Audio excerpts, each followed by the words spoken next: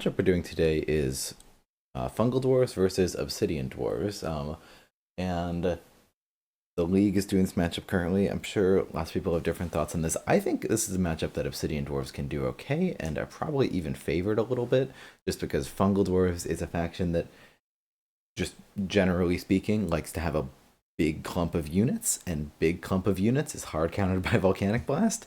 So hey, that seems good. As far as like an introduction to these factions, Kuldak is sort of the ultimate um, growth faction, the ultimate garden, the ultimate. I don't really have a good pitch for it. I'm not sure how to summarize it in a second, because like I don't want to say the ultimate econ faction, because I don't really think about it that way. Kuldak really shapes the game, reshapes the game in a way that other factions don't, or is one of those factions that you really need to change how you play to play against. The normal, like, let's just trade in the middle isn't gonna work, because Infect is so strong. Want to show up? Because Infect is so strong, just like you're gonna lose trades if you're just putting low health units next to fungal beasts. But if you put big health units next to fungal beasts, or if you force the fungal beasts to move towards you, and take damage from parasitic by like keeping staying at a range, then you can do okay. So Cooldog's big downside is uh and upside is everything within all of his friendly units within range two of him are doing great all the time.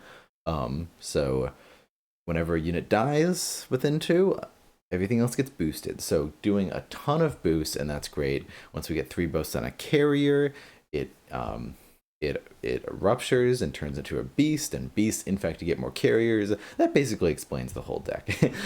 These two cards, it's just a very, I've taken it for granted for so long now, since this faction's like a year old, but I just I just love the way these two factions work together. And then you have other, there's the units work together. You have other units to support. You have blood shamans to move around, boost mages to get just a unit with high attack. You have demand, so there's some amount of burst damage. You have stim shrooms, so that there's some amount of movement. You have monstrosity, which is like great for the late game and is often guaranteed. Maldar is good to get there if you need to. And then really quick, obsidian dwarves are the ultimate stay out of my zone faction. Maybe the most aggressive faction, and the only faction that you're really forced to be aggressive with your summoner, or at least to some extent. I mean, we just see a lot of good Obsidian Dwarfs players sometimes hanging back and like waiting for when you're being aggressive. But Balzar gets boosts and gets more attack for boosts that he has whenever he attacks. And Volcanic Blast just allows you to do damage to everything within range 2 of your summoner, which is just insane. And so you can just one-shot a summoner down a single line, especially if you have Devura, which would give Balzar another attack. Balzar attacks twice, once for 7, once for 6, and then Volcanic Blast, you're dead.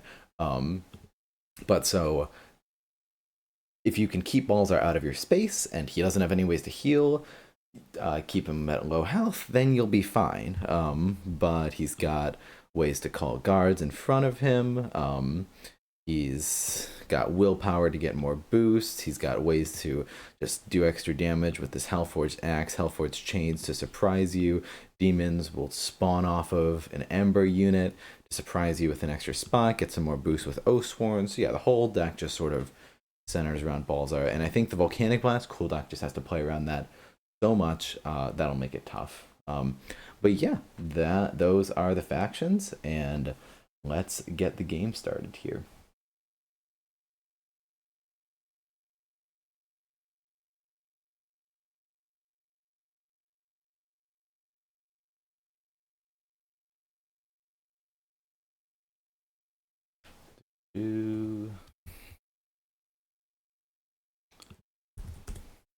And yep, so we voted on Discord, and people wanted to see Vexer play Obsidian Dwarves, which is fair enough.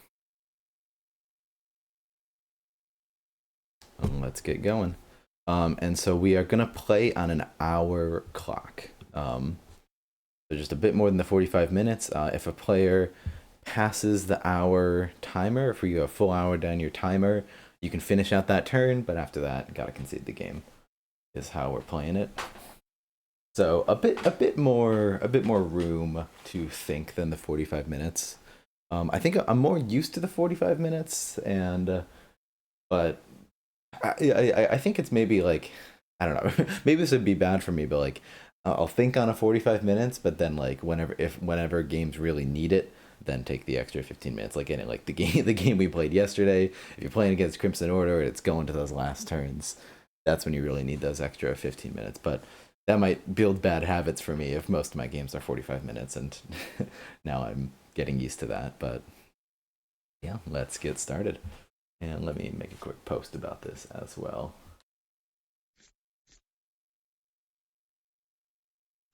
You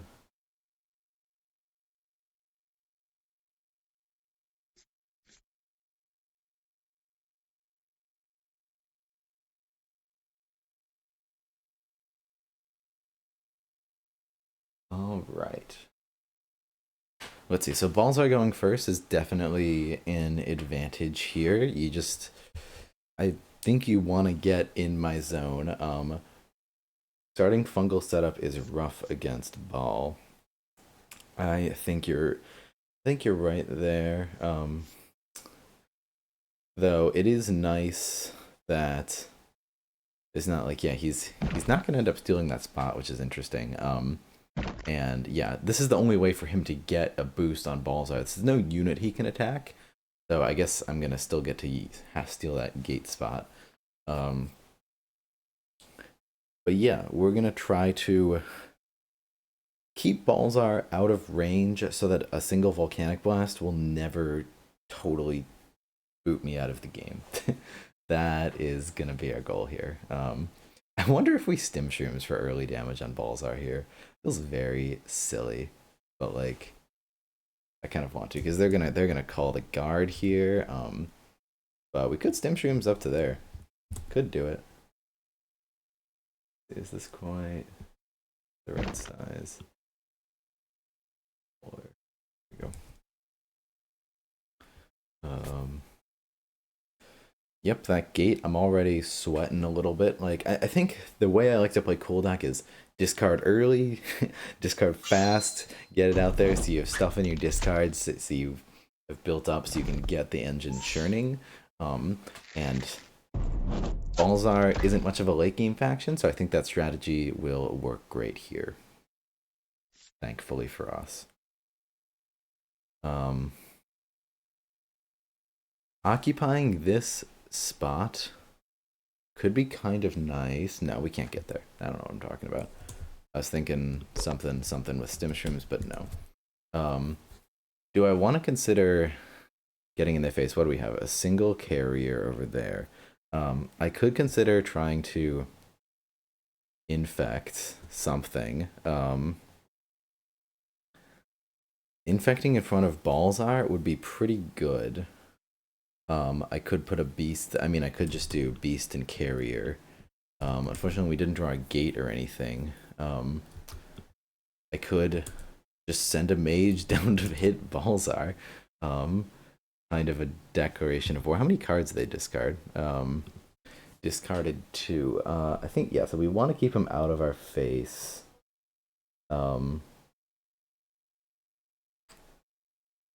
I like the infect to get the damage on Balzar. Though, notably, no, if we do one attack here,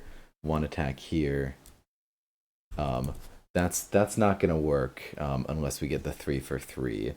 So, I suppose I could just send a carrier down there in case we miss it with the stim shrooms. That seems pretty wasteful. I kind of just want to drop a beast here. I could send a carrier over there. Yeah, I want to make sure Balzar can't bulk blast Cool Dock next turn. I think we're going to go for the 3 for 3 and hope it works. Um, do I want to put a carrier behind Cool Dock, or would I rather just discard it? Um, Carrier behind Cool Dock is probably good. We're not gonna have a ton of magic though, so it could be nice to get some more. Um,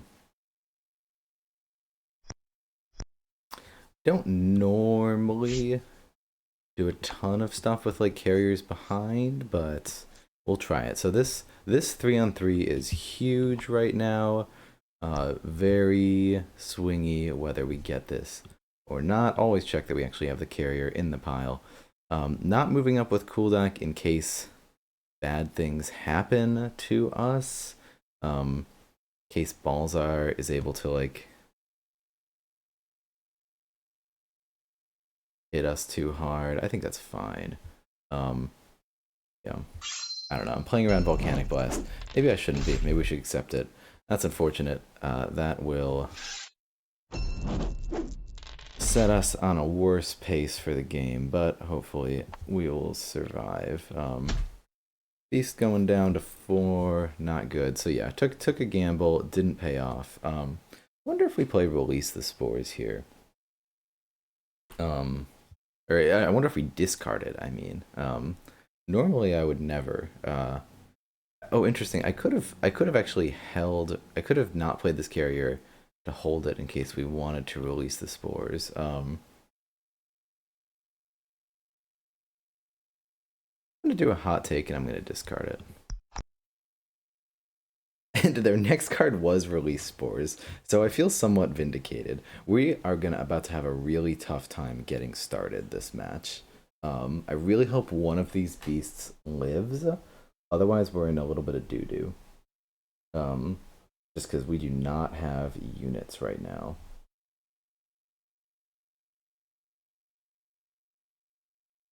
Um, Release spores could maybe be helpful. We shall see.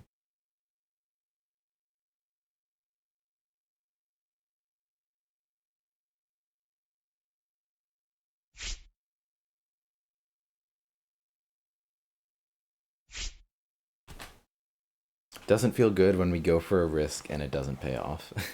If we had killed that guard, we would now have another carrier, and the carrier would have attacked Cool Dock, and that would have been all well and dandy. So far, this looks pretty good for them. But I can be pretty confident that we'll have a decent shot at the late game. Not guaranteed by by any means. Balder can definitely retreat and play a champion and beat us in the late game if we're just doing real bad. But it's possible. Move up willpower, then explode. How about move back? That's interesting. So that I personally, looking at this hand, very happy to see Balzar move back. We need a second. We desperately need a second.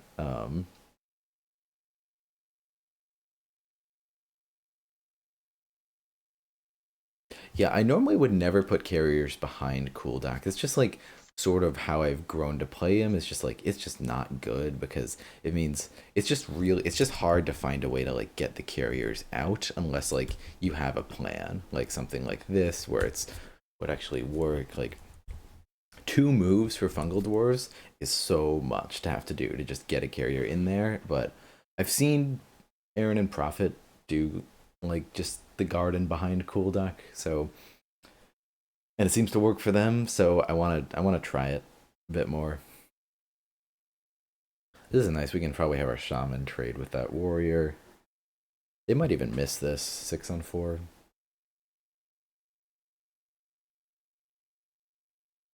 And we can move up with Cool Duck. It was definitely pretty scaredy cat of me to keep Cool Dock here instead of one space up. That is good. No boosts. We could get some specials right now. Alright, well.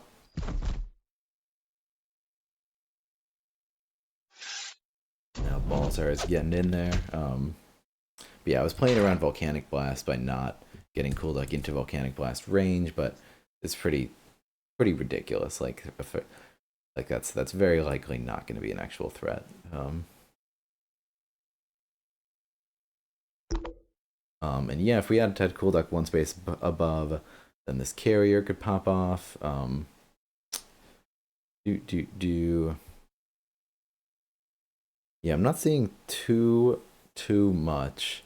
I kind of want to put this beast in Balzar's face just to keep Balzar out of range, but I unfortunately don't have anywhere to put this carrier then.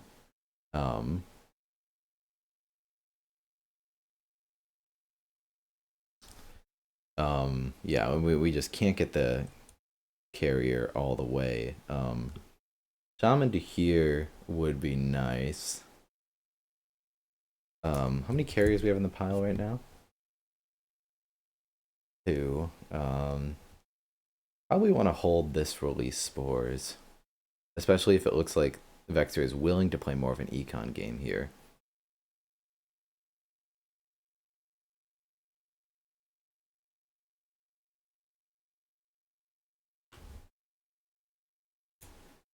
Um, Maybe I just want to put a shaman here, and have that shaman attack the Oathsworn. It lets Balzar attack this turn. I think letting Balzar attack this turn is a mistake. We should either force him to occupy this space or not attack. So let's just do this. Second Stim Shrooms is going to be discarded. He doesn't know that though, so it's fine. I might even discard Demand here. The sort of thing that would like drive Aaron insane. But I have no problem with um in thinking that we will have a late game here if we can just get there.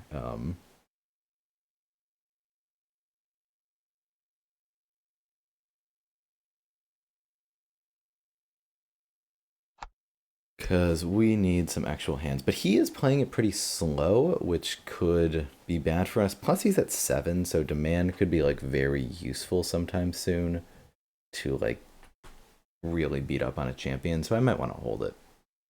We'll see. But it's just tough because I want to hold Monstrosity. I want to hold Release Force. I can't hold like a 3-card hand, right? That just feels bad. Let's take out that. Hopefully we can take out this Berserker as well. We did get a 3 for 3. Unfortunately, this time it didn't matter as much. And we have the Infect. And we'll hit the gate. And we also like need to draw a gate of our own. I just I could discard Release Spores, honestly, instead of the Demand.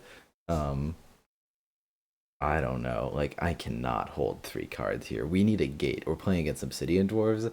That is the most important thing. We can hold 2 cards here and be fine, but we absolutely cannot hold 3. We could discard Monstrosity even. Like, this does not necessarily need to be a game where we have Monstrosity. I really struggle with that because I feel like I just always play with Monstrosity, and it's not like we're playing against Cave Goblins. Like, I don't think we can throw that hard. Demand of Release Spores needs to go. I'm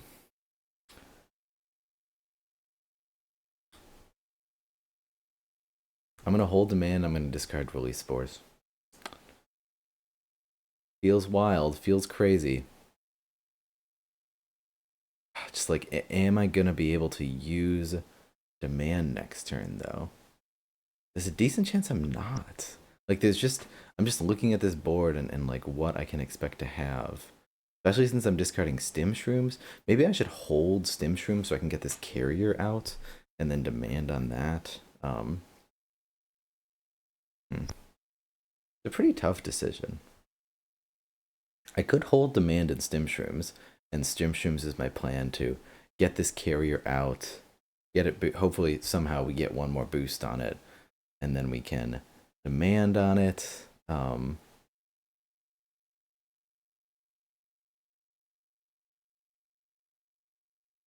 Vexer putting me in a spot that I struggle with. Or we just discard it all and say, fuck it, we'll draw better things. The stim shrooms really could be good to just get a little bit of something, just to, if we're doing the demand play. I think because I am a player that will discard demand, like I just don't see it happening in the near future. I would rather just like hold release spores here and call it with that and play to that econ. Telegraphing the hand clogging. We sure are by like waiting so much right now.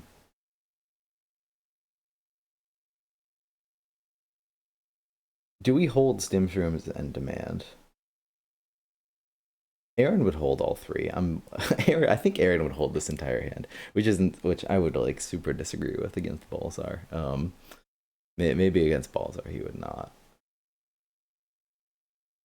There's a world where we hold this entire hand. Because like they kill, all we need to do is draw one more carrier and then useful. Okay, I really hate it against Balzar, but I'm gonna hold Stimshroom's demand. We drew a gate. We didn't draw a unit. It feels like this can be really punished, and I don't like it, but I want to try to play this way. All right.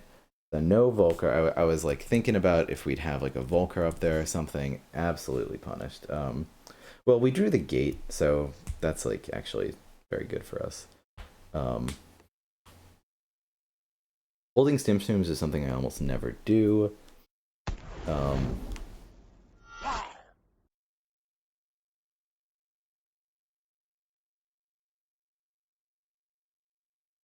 Yeah, this is bad.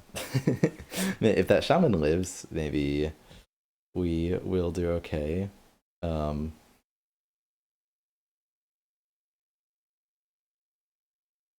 Gate is crucial, and it might be all right here. Yeah, I didn't think about that Balzar could get an attack in by just moving up to. I guess that makes sense. Maybe they miss on the beast here.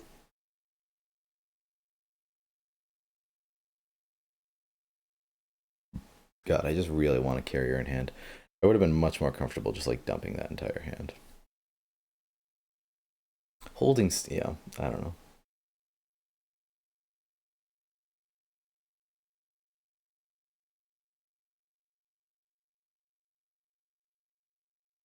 Hmm.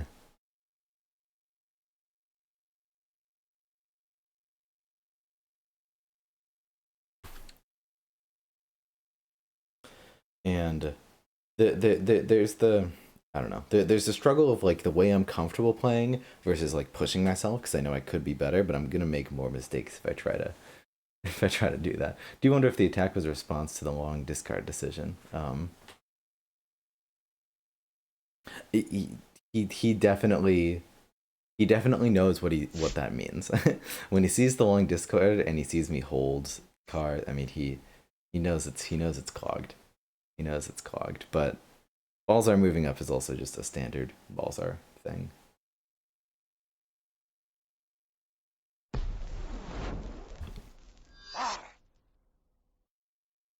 And I guess this card was new to this play. If we're able to get this like Stimshroom's demand to work, and I feel super smart, that'd be awesome. I would love to feel smart.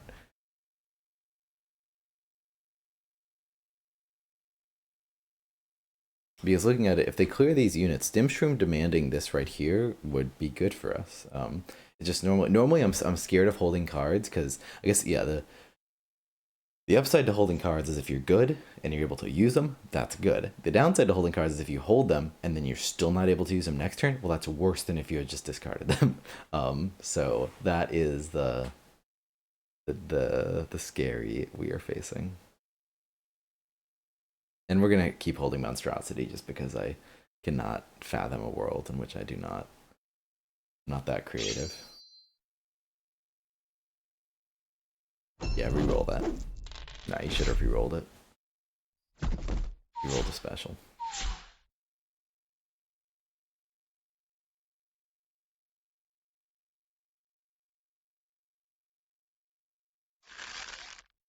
Yeah, Stimshroom's demand looking pretty good here.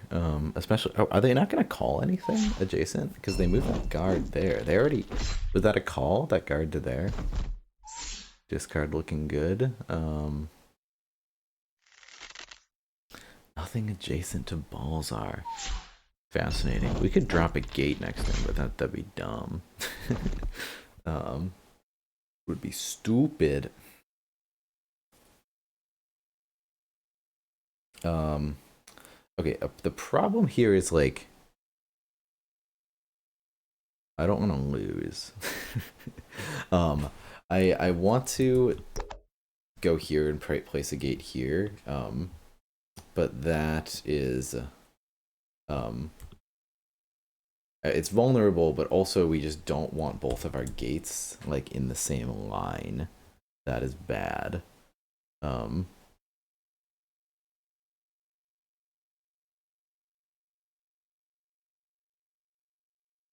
um we could move Balzar back here. And yeah, that's fine because if we go here, Balzar, we can move Cooldock back there, and then um God, this is looking so bad for us. I think that's fine. I think that's fine. Because I was thinking Baltar would be able to Vulk Blast from here, but he cannot. We are gonna get our ass pounded with a beast, unfortunately. But I don't think we can avoid that. And how many beasts we have in the pile? We have a couple.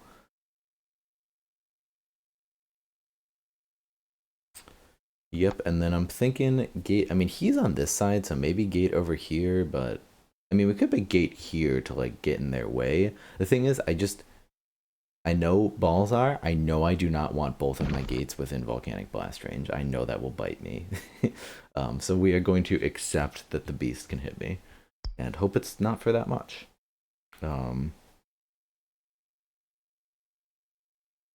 So the demand Stimshrooms play kind of worked, right? I don't hate myself, so maybe we're learning things successfully.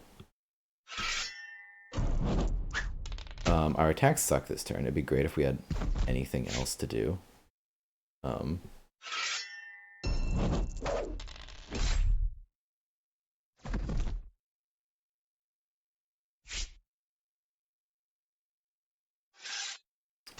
Balzar taking the first point of damage. Good. We had a chance to get it on like our first turn, but missed. And now we have a lot of magic. And yeah, hopefully it'll work out. We have a gate down. He's given us some time to chill. Didn't draw any carriers. That's pretty rip. And since we discarded our release spores for tempo, and that is biting us right now. I wonder if we were punished in the sense that, let's see. Yeah, our last card was Devura, so we could have held release spores on that previous turn and still drawn a gate, but like, no way you hold. We got super lucky that gate was our next card. No way you hold 4 cards without a gate in this situation. We had to discard one of them. But let me know in in Twitch chat or YouTube comments later what you would do with those tricky cool deck hands. So he's sort of like Ret Talus. Oh, it's surprise! There's an Ember Demon. He's sort of like Ret Talus, where the hardest decisions come in hand management, and so just very interesting thing to talk about.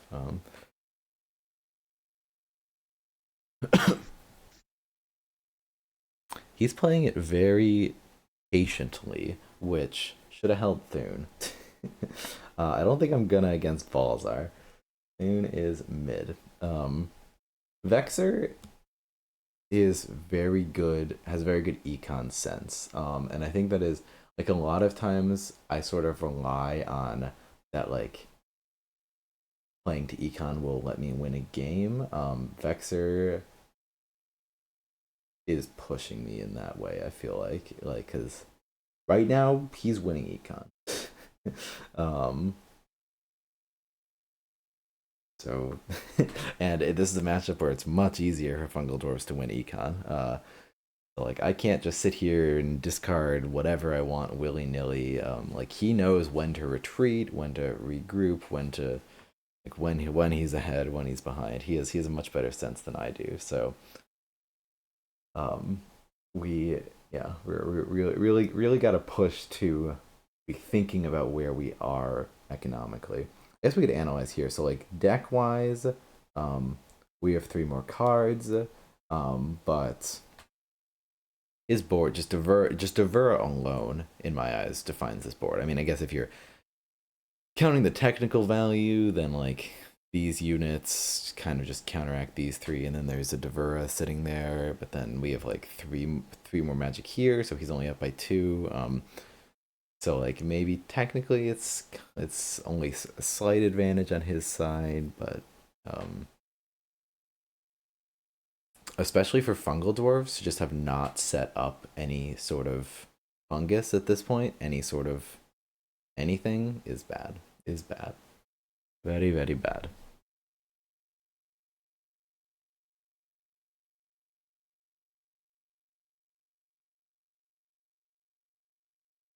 We need something. We need stuff doing things. And no release spores is going to be real bad.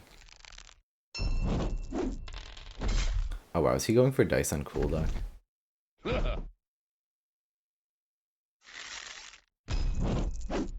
Please no. Okay, thank goodness. That is like the worst attack he could have asked for. Um, Still gets the kill on the gate though. That is pretty brutal. Pretty brutal. Gonna force us to reevaluate. Fortunately, we drew another gate, so we're not just like out of the game here. And we would be fine since we had the one gate at least. Two gates top 15 is stockage.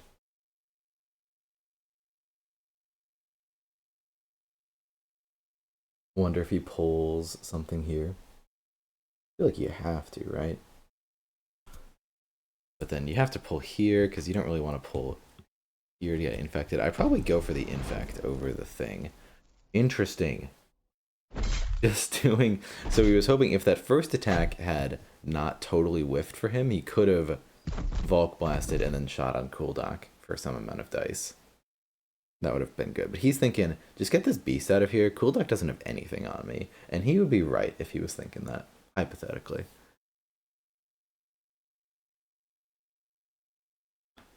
Hypothetically.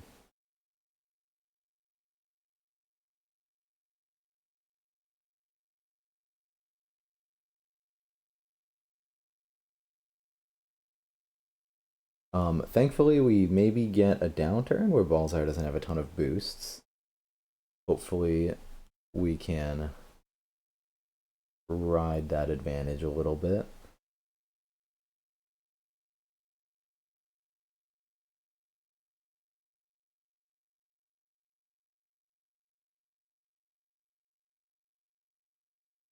Probably using some mages here. I don't really see any other play besides this with two mages.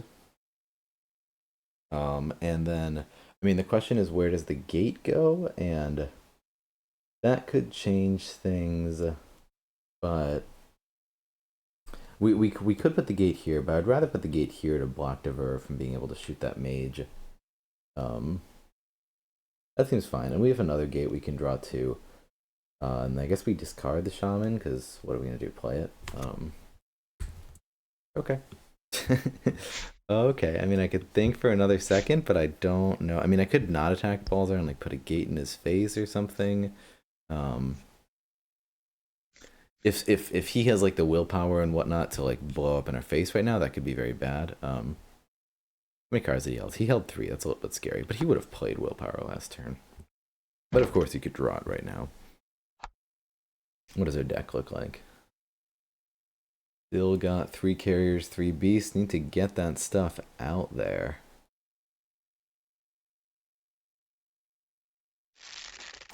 Really need this to kill. Thank goodness. 3 to 4 damage is also very good right here. Alright, nice stuff. And I think we discard this shaman.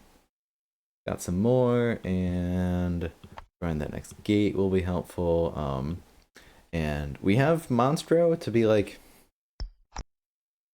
that's our security for econ. Maldar is super good here. I hadn't thought about that. Maldar will help us out a ton.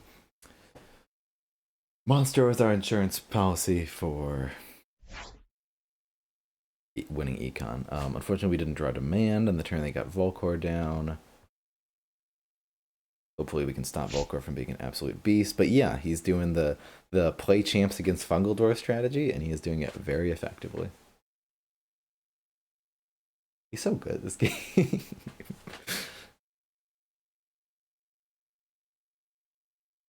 I feel very lucky to play against him. I feel like I learn a lot playing against Vexer. He is out of my league. But don't tell him I said that.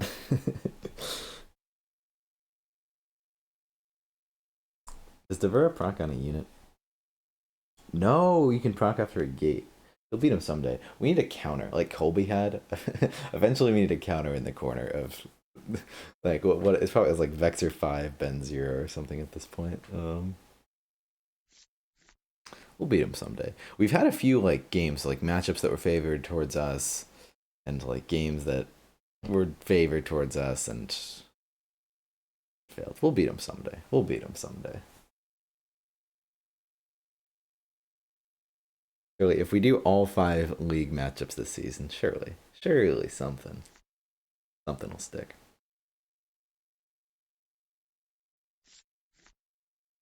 Getting Volcar all the way there. All right. This is huge. If Kuldak misses one of these boost charges, that really helps us out.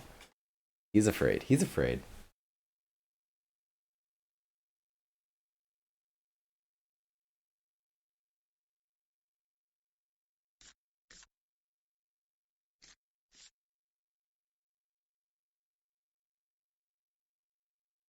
Just a picture of Vexer hanging on the wall with a bullseye pointed over it. Yeah, that's kind of how I feel these days. BBH. We'll get him. We'll get him next time. Pull both guards after you kill this mage. Volcar over there is interesting. Just trying to not get like demanded. Trying to not let Volcar die in a turn.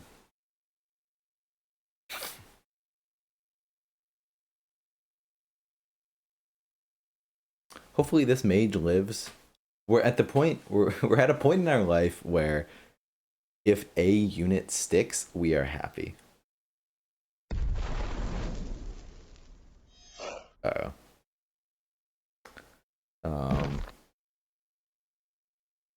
That is bad. That probably gonna call that guard and put it there. I'm getting demolished. This is bad. And then that'll pretty much guaranteed kill that mage. So unless it gets real bad dice here, that's a board wipe. They had to gate in my face. All bad things. Miss. Damn.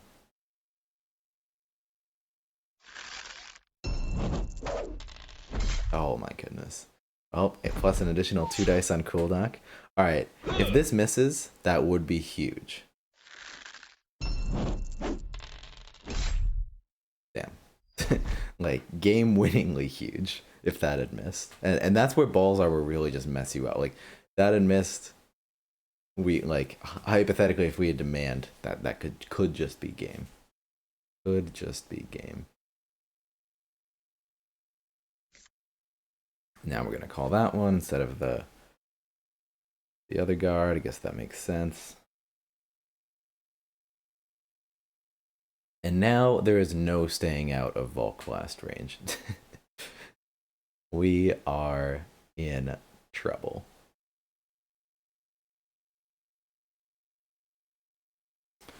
Maybe Cooldock moves here, summon something here.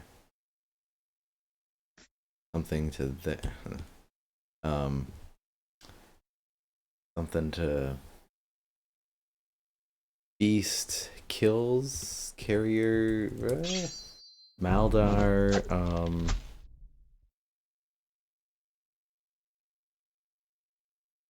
Maldar can't really pop. We don't really have a way to even get a carrier fully boosted.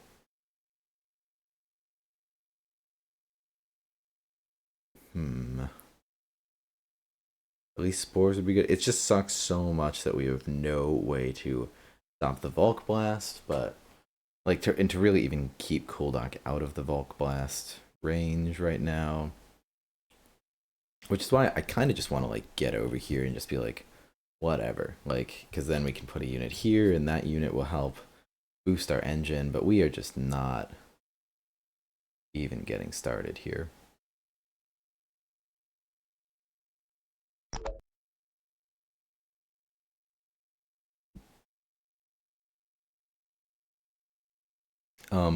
The only way to get a beast would be to attack one of our own units at some point this turn.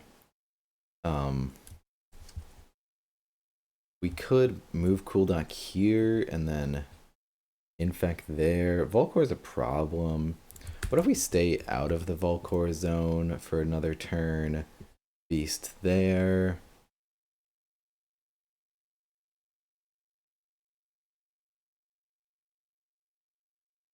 Maldar feels very good right now. Like that's what we need, but we just don't have any units with boost. If just one of our mages had lived, but he set it up beautifully, so that did not happen.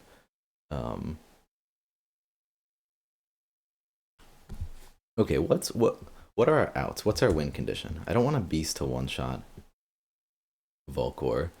What if we put a carrier behind something? So beast. Okay, Cooldock goes here. Carrier goes here to absorb some boosts. Carrier goes there. I think that's the best thing I got. Alright. I don't know. Keep Volcor at arm's reach. Everything's in Volk blast range. What do you fucking want from me? Like,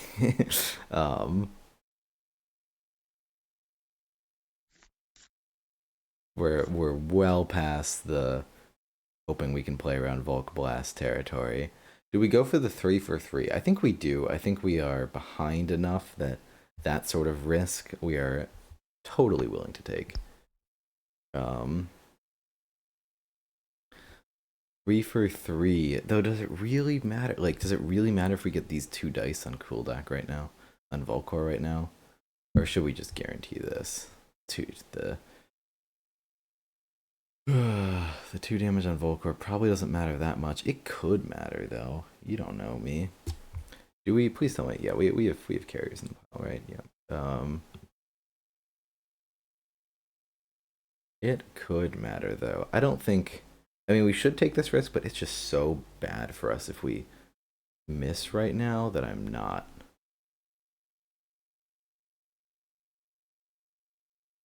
Like, we almost assuredly lose the game if we miss that. Yeah. Is 2 damage on Volcor worth it? It's a 57% chance, I think, for this beast to 3-on-3 the guard. And where we have 3 attacks, so the carrier would get two extra dice on Volcor. We don't go for it. All right, we're not going to take the risk. We're going to do the attack first. I think because I don't know. I feel really bad throwing. I think if I was like I feel so behind right now, and I kind of don't want like the game to end next turn, but like I think I probably do prefer taking the risk there that turn. Just because like 57% chance when you're this behind, if it has a chance to give you any edge whatsoever, I'm comfortable taking it. Do we hold Maldar and hope we draw a carrier? Seems like Maldar is like one of our only paths back into this game, so I'm gonna hold him. Might have been a mistake. Hopefully, we're just hoping Balzar does not have Volcanic Blast. Odds are not in our favor with only 5 cards left in deck. Volcanic Blast pretty much just finishes the game here. But maybe he doesn't have it. You don't know. You don't know. Maybe not. All it takes is just Devura goes here and blah blah blah. But hey, if we draw, he needs to be afraid though, because Devura goes there, Volk blast the entire board, summon a guard here. But hey, we kill that guard. Like Balzar needs to defend himself. He's at 6. He's at 6. I would expect Vexer at this point to. I don't know. I think it's a tough decision because like it really just secures the victory if Balzar stays, but it risks defeat to demand if he doesn't. Okay, doing that to grab the gate spot is good. Maybe you just don't. Maybe you just don't Volk Blast. Maybe you just don't need to, right? You just don't need to in this situation, or we got lucky and he doesn't have it. That is always technically a possibility. Oh, this carrier is in a bad spot, and I'm just now realizing that. Wonder if we could have played around that. Carrier's just gonna get killed. Ah, well. Ah, to the wells. Could we have played around that? Could we have had a better spot for this carrier? Let me just see real quick. Like, could we have summoned a carrier to there? I mean, we could have done this. Then the carrier is there, and there's nothing behind there. Yeah, that would have been better. So cool deck would be here, carrier would be there. I mean, this carrier up there kind of sucks then, but yeah.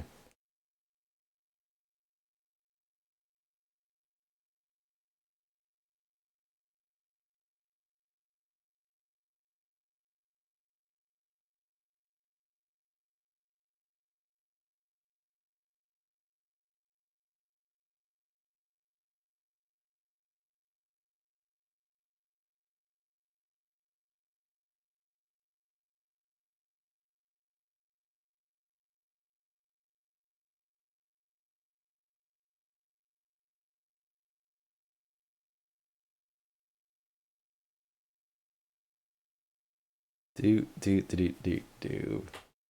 It's just we just the we did not get started here as Fungal Dwarves. It does not feel like we have even put up a fight. Maybe holding one of those release, but like if I had Vexer took a turn in the beginning where he stalled and he didn't do anything, and that alone could have given me the potential to hold more resources, but I don't know. I kind of wish I had like burned even faster. Like it's just Balzar. You wanna burn, draw your gates, and then you'd be fine. Maybe I got sort of wigged out by the whole it being Vexer thing.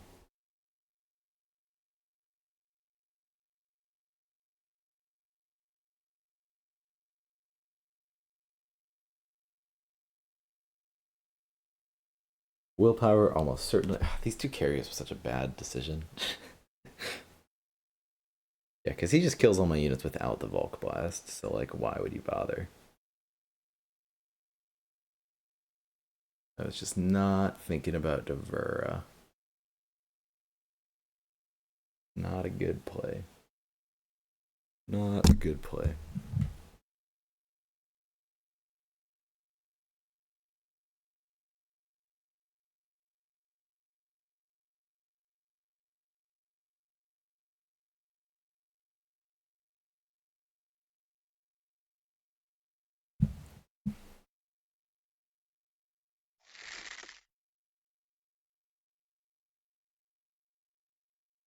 Well, that's a bad roll.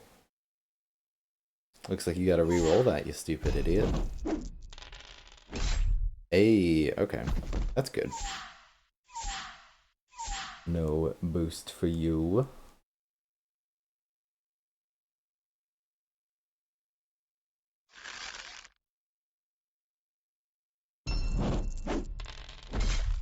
But with 2 full health champs, like, we just do not stand a chance. If that had missed, could have been good. Could have maybe done something. I don't know. Ugh. Very, very bad. Reroll it. He didn't reroll it. Devura just being alive the whole time Gross, gross, gross.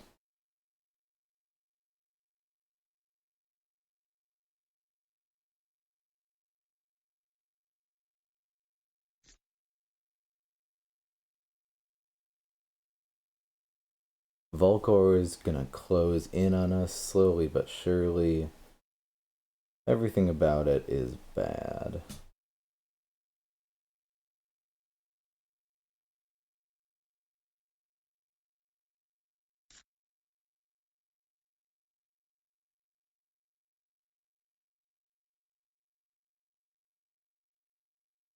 Oh, this is fine. This is fine. We're winning. We're winning this game.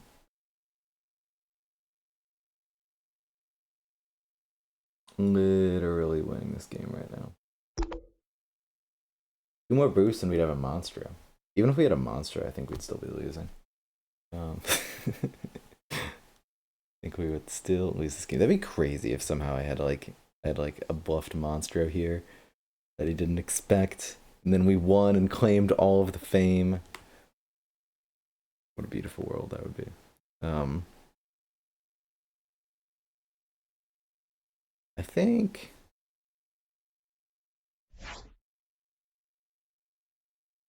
Maldar comes out and we give up that gate spot. That's where we are right now in our life.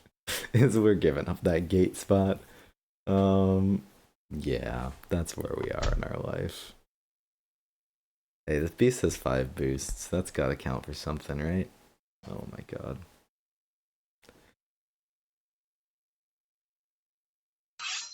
Ugh. We hit it! Yay! Hooray! They're on Devura. And honestly, I think we should attack Devura here. I mean, I guess if we attack Balzar, it just really forces him to retreat, as opposed to only kind of forcing him to retreat. So it's kind of the same effect as attacking Devura. So sure, let's attack Balzar. Oh, Volker's gonna one-shot our gate. Oh, that's fine. You know, we didn't need it.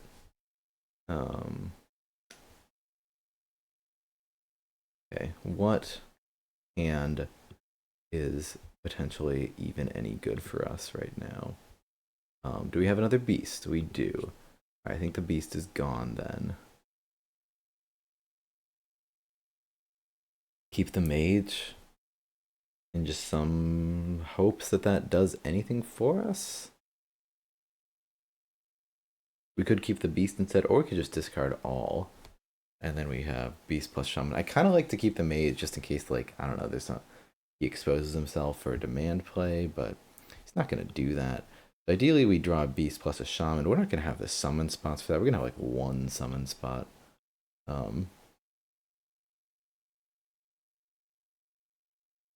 Game's over. I think we keep the mage. We drew another gate, prolonging our misery. Just the Volcor up the side. Like, if you eliminate Volcor, I'd be like, yeah, maybe we have a chance. Like, there's a few things where it's just like, you know, like if we just get rid of that six cost unit over there, yeah, maybe. You see, even like a great Balzar game where he is crushing, he still gets to 4. Like that is just the edge that Balzar need. Like Vexer has played, I feel like, a very conservative and safe game, and he is still at 4 health with Balzar.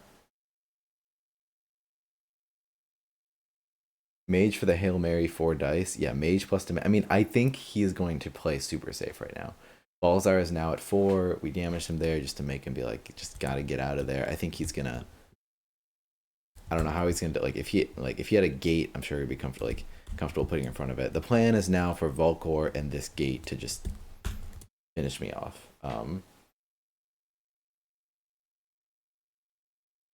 All right, the real win con is he doesn't kill this beast.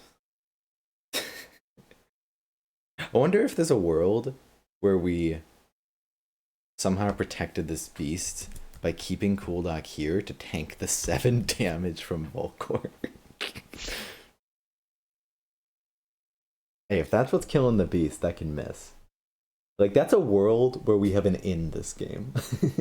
Is if that misses and we get to play Monstro. That is an in. We have found a way.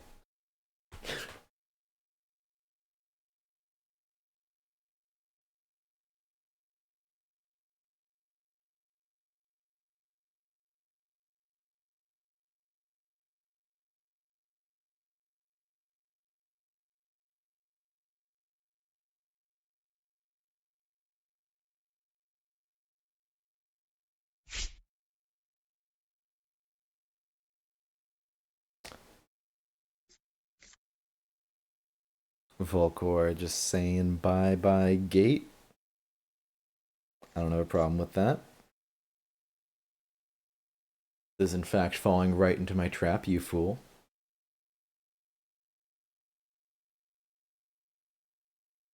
This would be a tough to like. This is the turn where I feel like I need to think about a fair bit as balls are just to not. I mean, like he goes here and then he's totally safe though. Like, so. Right? But I mean, maybe not.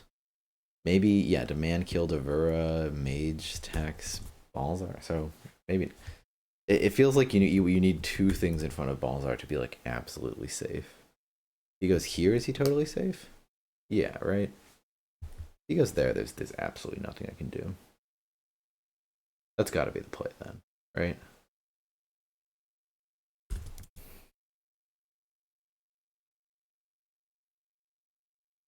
All right, Monstro, Monstro. No way. Gate? That's so greedy. No way you do that. Unless there's a gate, no way you put balls out of there. Like there's just I guess there's not. Like I guess we don't have it. Even if the guard goes there at the end of the phase.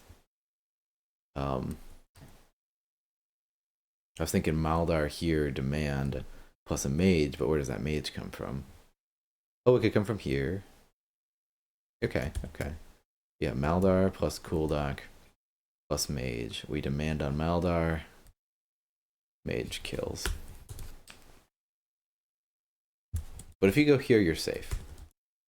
He's just trying to get the last little drop of value out of your boy here before we retire him forever.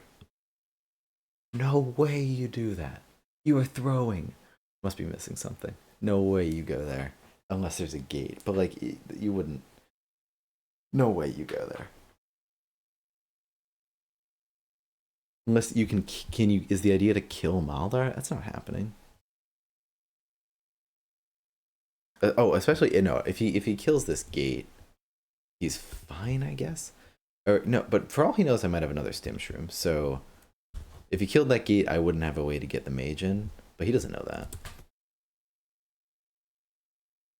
because he's only seen one stim shrooms. So he's gotta be afraid.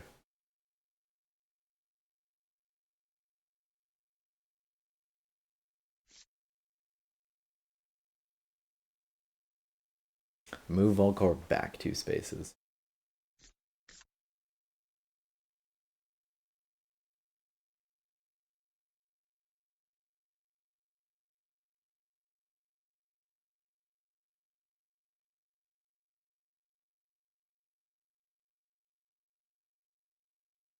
I'm so mad if like a stim shroom is all it would take to give us an in. No way you do this, because I guess this. I mean, this could miss though, and then we have like he's got to have something else here, right? Maybe a Hellforge. We shall see. Tight Gabe.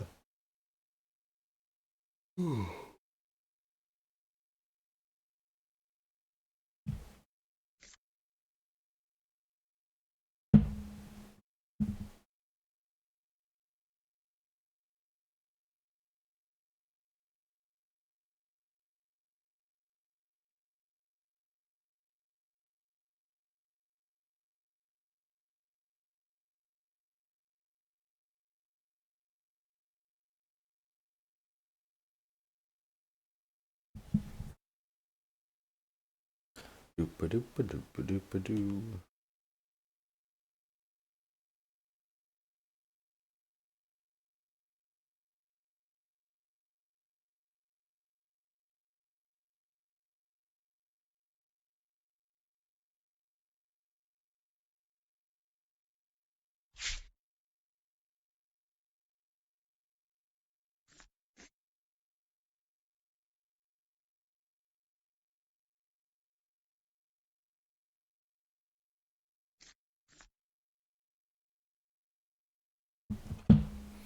And then you move over there, Vexer, because you can't afford it.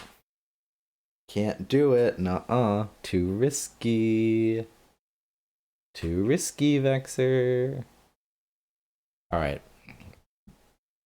Biggest 4 out of 7 on that gate you've ever seen coming in. Are you ready? Are you ready for the 4 on 7 on that gate? Right, like I'm not missing anything. He's open to a demand mage play. The mage has to go 4 on 4. Like it's, but any chance we have of winning this game, we take.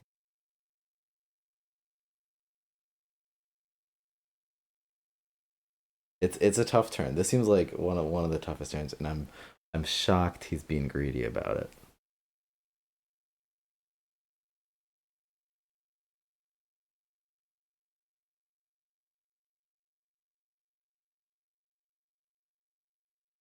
Oh, I didn't even think about it. Yeah, if this beast, we still have the chance this Oathsworn miss on the beast too. 4 out of 7. 4. We got 1 miss. We got okay. We're close. Almost there. We basically win this game. Okay. So now there is no way for us to get on Balzar next turn. Unfortunately. Unless they somehow like killed Maldar.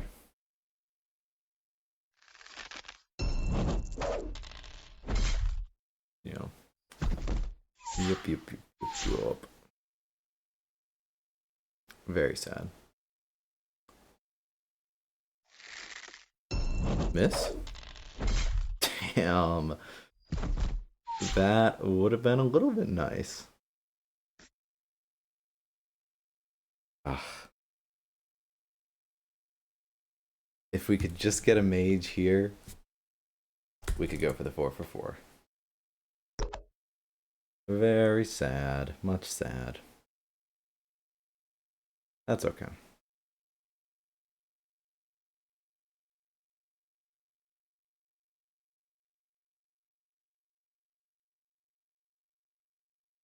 Um, what do we do here? So sad. So sad.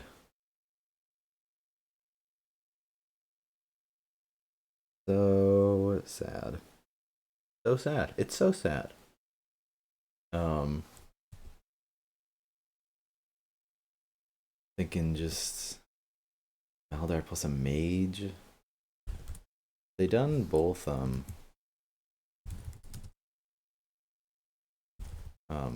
chains? No, just one.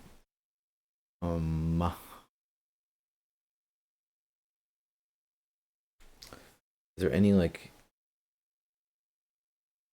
want to like demand on Devura or something? I'm thinking we're just trying to stay out of range of that gate for as long as or Volcor for as long as possible. I think we put a gate over there. I don't know, just because that's like a threat they need to deal with. Um, I don't think we have too many actual decisions right now. What do our discards look like? Look like we concede. Seems like a fair strategy.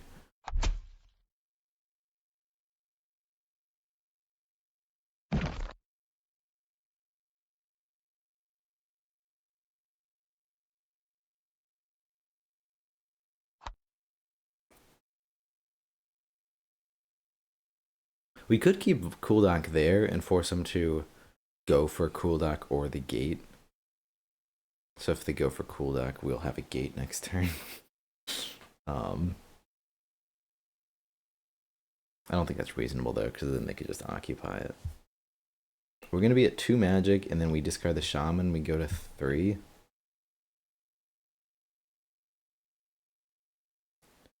I mean, do we even want to discard the shaman? I really wish I could like actually have another gate. We might. I mean, if they kill that mage, we'll have two summoning spots. So, but shaman plus carrier is enough.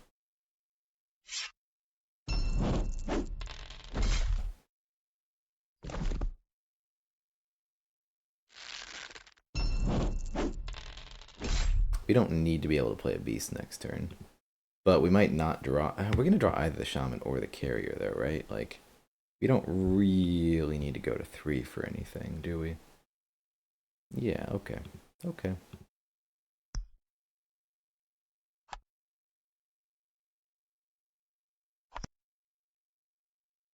This is maybe a game where we just wanted to discard Monstro and just be like, we need tempo, I'm afraid. But, like, I doubt it would have helped.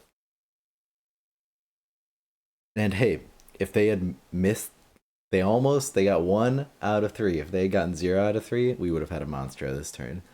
And that would have been pretty insane. That would have been maybe game winning. I think probably we'd go like there and then Monstro there or something. Or wait, no, there was a unit there. I don't know. I don't know. We would have done some stuff with Monstro, all right? And it would have been good.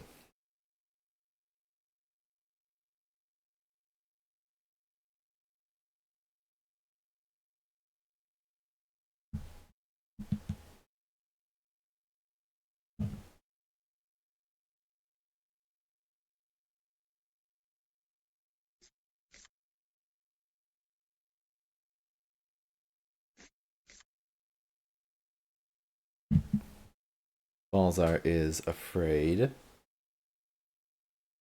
Hey, I mean, another 4 out of 7 could give us the game here.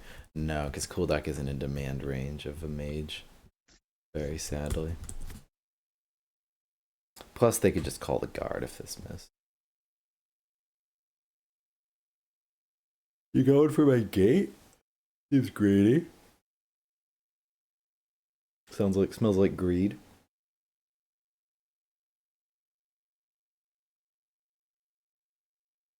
It's still gone to the late game. Like we've still taken him to the late game here, but it's just been a pounding every step of the way.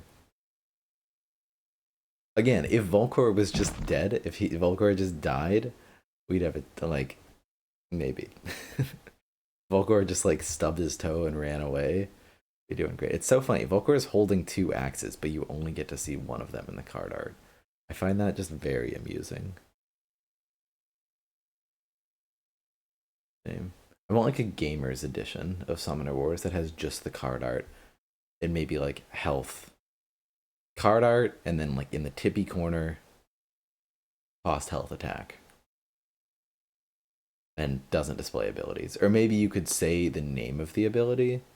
I don't know, or just do only card art. Period. I don't know. They're made of fire. They are literally made of fire. 4 out of 7. Why couldn't that have been 2 turns ago, or last turn? All right, we now have an inn. All right, we have lost our inn. No, this mage, if this mage lives, we have a shot at Balzar, right? Right?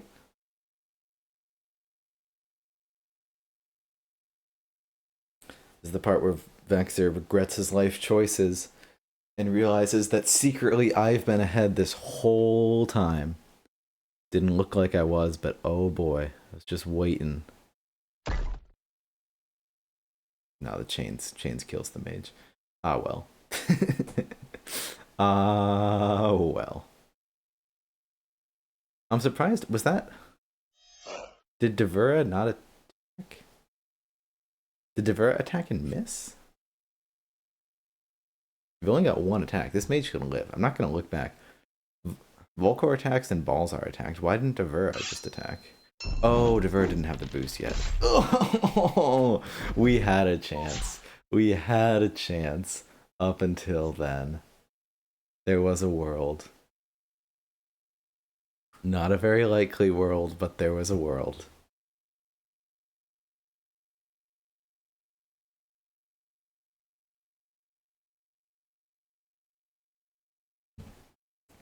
Once again, I find myself in a situation where I just want to run away from them. I mean, can we just run away from Volcor and just like attack them up here? We can only summon one unit for the rest of the game, so it better freaking count. I think the play here is that we move Kuldak here, we move Maldar here, we move a shaman here.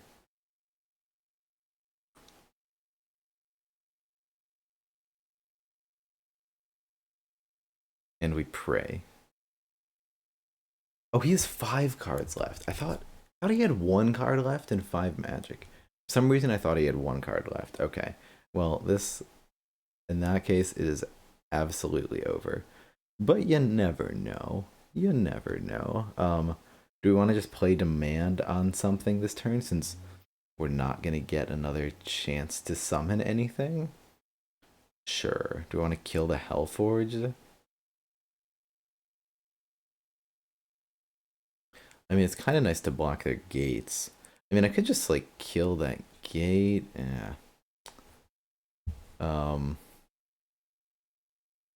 Killing the Hellforge is decent, right? I mean, we're pretty effed either way.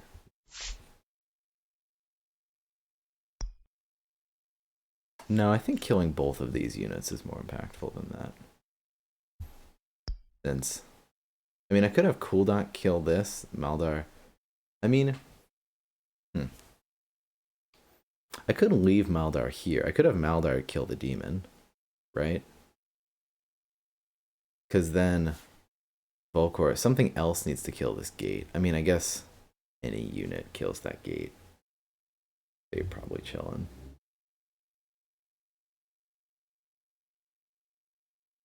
Alright, fine. Fine. Wait, do I have another gate spot? What am I doing? What am I doing? I have another gate spot. Do I even know how to think? Do I even use the brain ever? Is brain exist? Question mark. What was how did Look, it's tough to interpret gates these days. Just assuming I can interpret a gate? Nuh-uh, not me. Wait, can we get a carrier? Can we get a carrier out with these 3 boosts?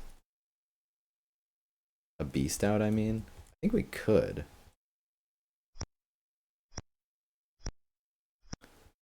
Yeah. I mean, that's gotta be better than a shaman, right? Nope, I can't. Not quite. If I could move in a different order. Ooh. Shaman goes there. Kuldak goes there. Another shaman. Okay, I've just like shown him my hand also. Lamau. Carrier goes there and hope it doesn't die.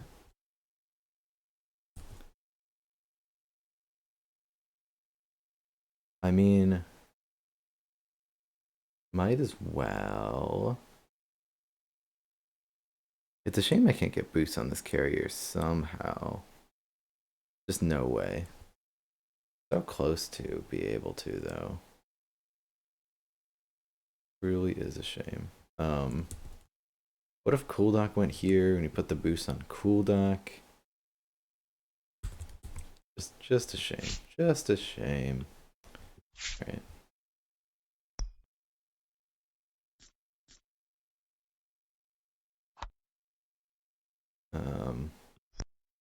Well, I guess we will. Guess we will grab these boosts. Well, actually, no. We're just gonna go here. And then I think I would rather get out of the way here. Keep Maldar alive.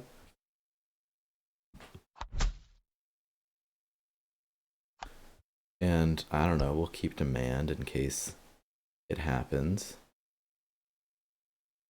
I mean, I probably do want to demand on the guard. I don't know. Ah, that is the worst possible thing that could happen. And yep. Good stuff. Do we demand on the guard? I think we just like hope that something weird happens and we somehow are able to use Bennett units better than we are currently. Yep.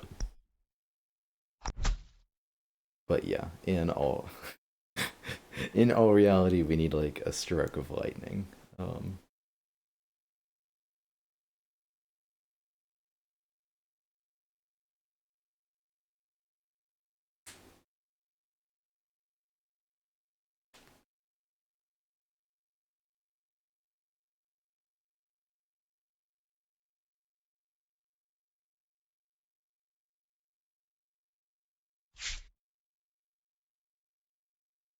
I was like, how did he summon that? Oh yeah. Oh yeah. Berserker coming out.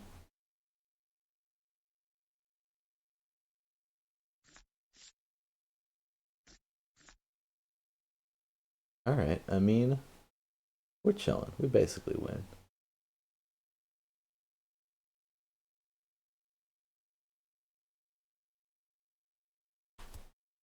Not too many attacks there.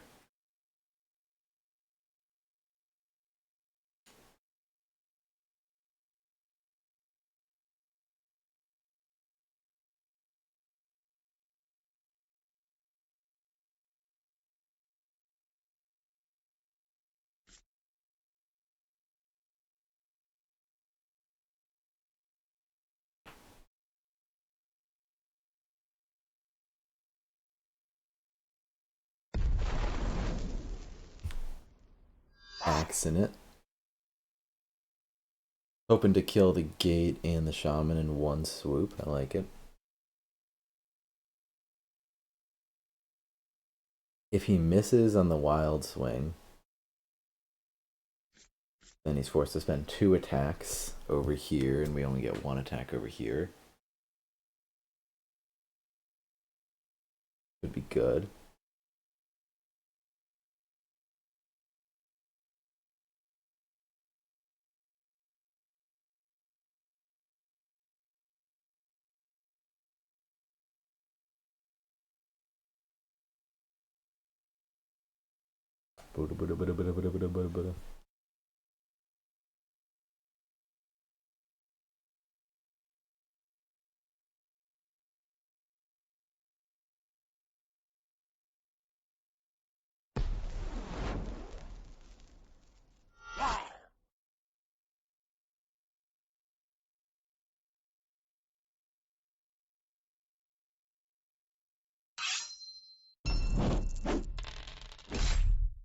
Oh, and he gets it, unfortunately, so that means 6 dice on cool deck, which is...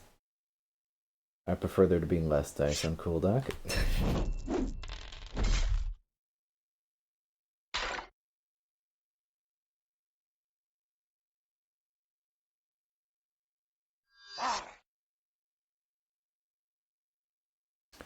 Oh, and that's even more dice on cool deck.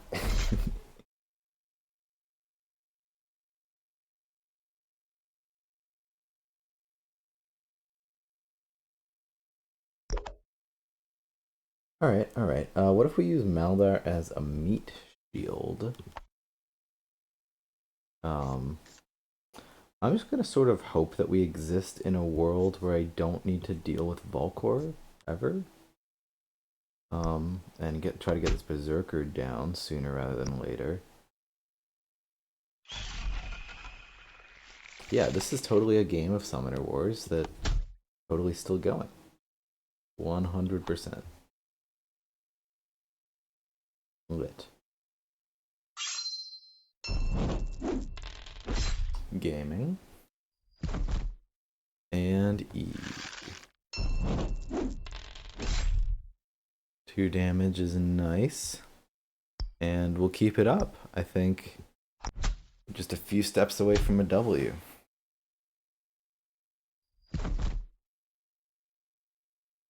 Berserker is able to hit Maldar. I see now. That suck a little bit, but like, what you gonna do?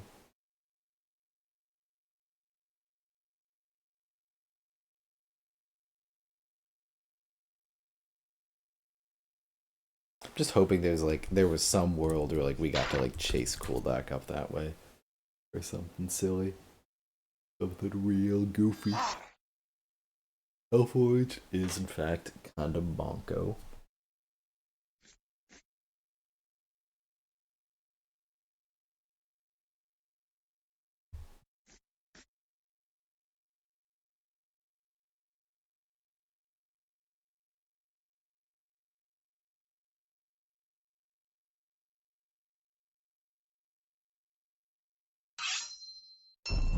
Miss.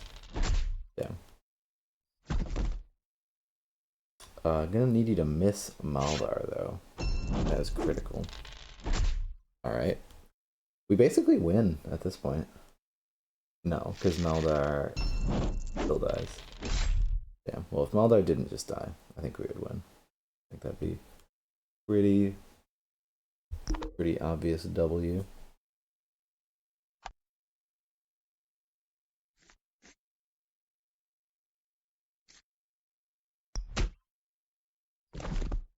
And easy game.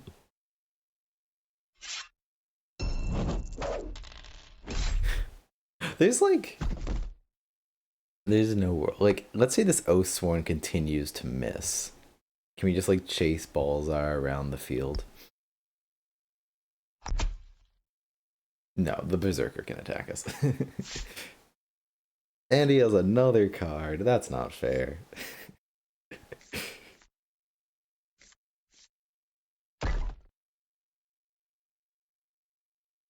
What are you hellforging? What does that even do?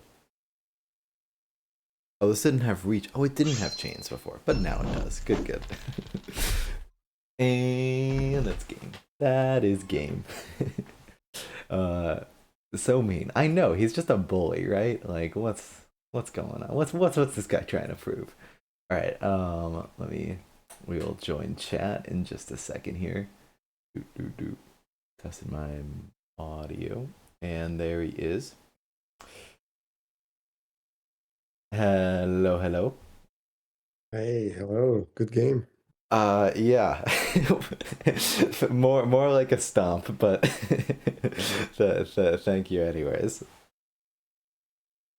See, are we live? Yeah, So can you share your screen? yes, we are. Oh, yes, I will share. Yeah, it was, I feel like I struggled to get started there. I didn't feel like it would be too hard to just like get an Obsidian Dwarves' face and stop you from just stomping me, but it just the fungal engine never even got started. Okay, there. Yeah, Hopefully, those first turns were the key of the game, right? Like it sets up the. Oh, we'll go through it. We'll go through it. yeah. Let's see. Okay. Step, step, You because want to go turn by turn, or what do you think? um, yeah. Well, we can talk a bit about the game. Let's see. Let me just go to Yeah. your screen. Okay, I'm looking at it now. And let me just look at Yeah, art. so at first, like those were the key turns for sure that I knew. Like what I wanted to do is so this is a very tough matchup for Obsidian Dwarfs, like extremely hard. Like I think it might be maybe even more lopsided than the one from last week with CO, which it Interesting. had like a really hard time. And one of the reasons is that they start really close, right? Like they're already in each other's face. The gate for Obsidian Dwarfs is super close for FD to just completely clog it. And it's really hard for Obsidian Dwarfs to be able to win the middle of the field, right? To take control of that area. Mm-hmm. Most of the games if you start seeing these games, you will always see that FD manages to take control of the middle because, well, it just hits harder, has the beast that are able to eat most of the units of Obsidian Dwarves, Mm-hmm. and the only one that they cannot eat in a single hit, it's too weak to really be relevant. Like the Berserker is the only one that has more than 3 health, and unless you have an axe on it, like they're really not a threat or wouldn't be able to stop the horde of the beasts coming through. So it's really hard for OD to take the middle. Like you shouldn't even try it. Like if you see people trying that, most of the time, like if you don't make it, you just lose the game. Like you're gonna lose that attrition match in the middle. Mm-hmm. So I was lucky that to have two gates at first. Yeah. Well, at least you want one of them. Like the second one wasn't really needed at the first, but the first gate that I put, what we see on your screen on the what's the left side, Yeah. that was a key decision. I almost put it on the second row, but like if I do that, I kind of like I'm just signaling that I'm just going on the defensive, and I don't really have a credible threat to stop you from taking the middle of the field. And that was the key because even though I knew that you were gonna be probably taking it, like it was gonna be really hard for me to stop that. I wanted to buy some time to not be in a like a really bad position and for you to just rush me and take over the whole thing and then just be behind my gate just knocking and blowing them up. So I put that one there to at least make you hesitate of bringing Kuldak forward because Mm. once Uh-huh. Kuldak moves forward with everything and starts planting gates on the fourth rows of either side, it's really hard to get back from that position with OD. Like pretty much what you end up having to do, maybe just having to go all the way back to the first row and just try to struggle to make it hard for them to reach you. At that point, what you can do is try to go to the right corner of what we see in your screen so that it's hard for them to reach you. But it's never like the position you want to be from the start of the game. So I tried, as you can see, I didn't even try to block your front gate because in this matchup is just to I mean, it doesn't really work out against Obsidian Dwarves with their initial setup on what they can do. Every Mm-hmm. time that I find this situation, like it's really easy for FD to just eat the Berserker. Like you just give him good targets, and then they just have like a carrier there, and then they just keep moving forward.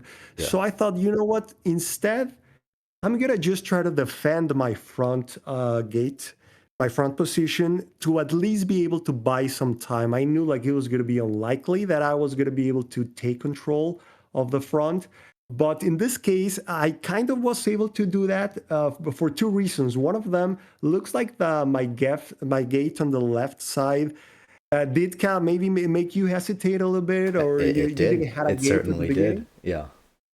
Yeah, because if you don't have a gate, right, like you cannot really just move a callback there because, well, you can, but it's risky. Now they can start suddenly getting a demon on your back or getting a demon hitting for five. Yeah. So it's a bit of a risk with FD, right? Like it's because you know you have an advantage. You don't want to be too hasty here.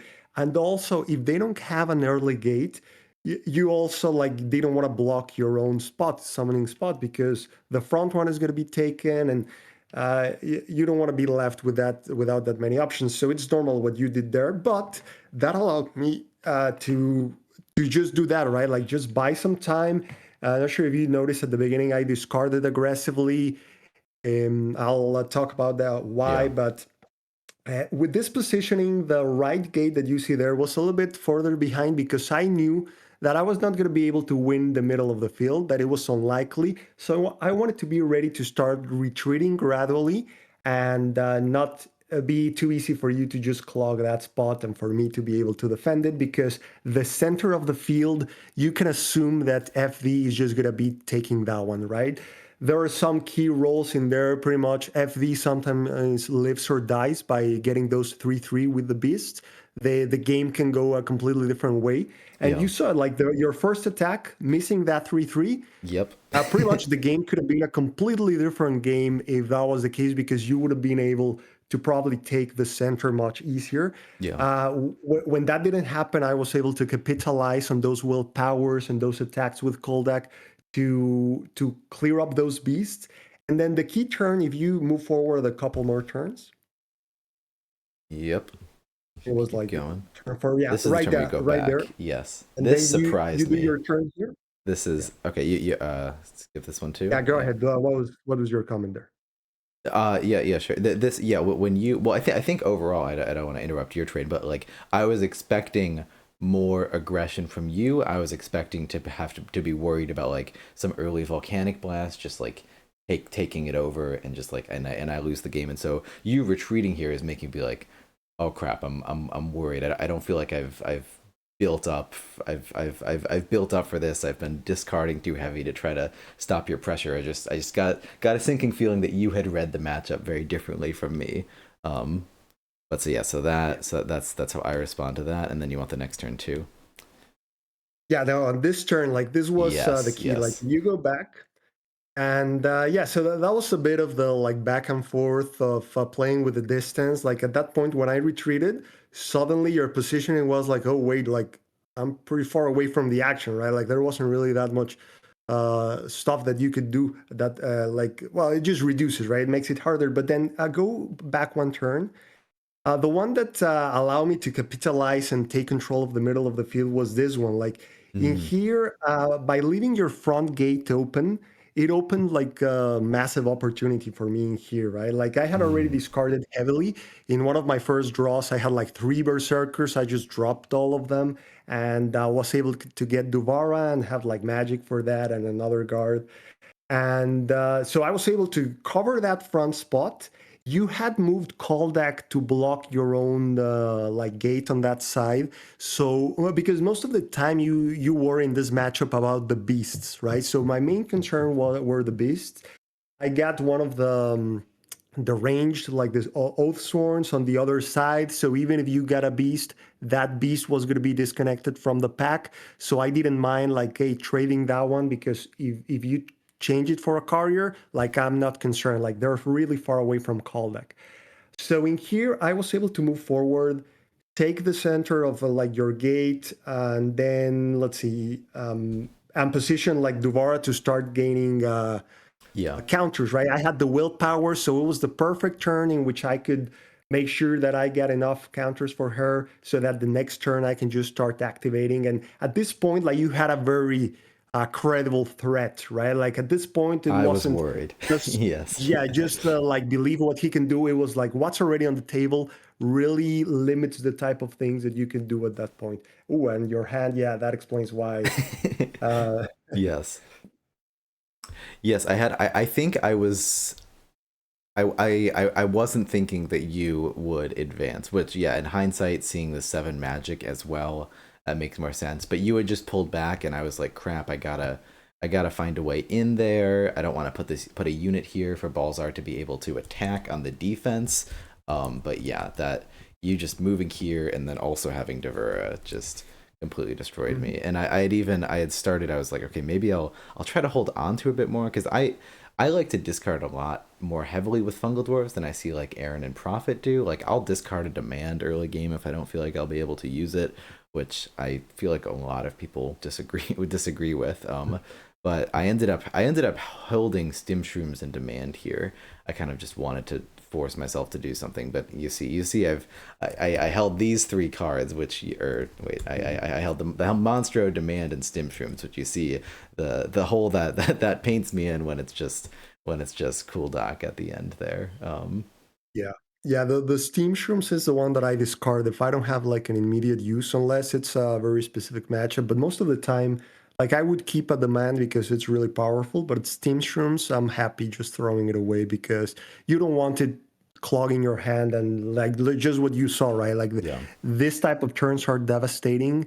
So unless you already have game on the board, like you want to make sure that you draw enough cards to get some action there. So yeah, after this turn, I think the game just started snowballing a little bit Absolutely. because I was able to kind of like well on the left side with Kaldak only there, like I knew Kaldak wasn't a threat because you couldn't just rush forward and hit Balsar at that point because you would be completely exposed. So I had a great position there, and then I had the opportunity of that gate, right? Like that gate when you had to retreat because of that turning, which you didn't really had creatures to try to come at me.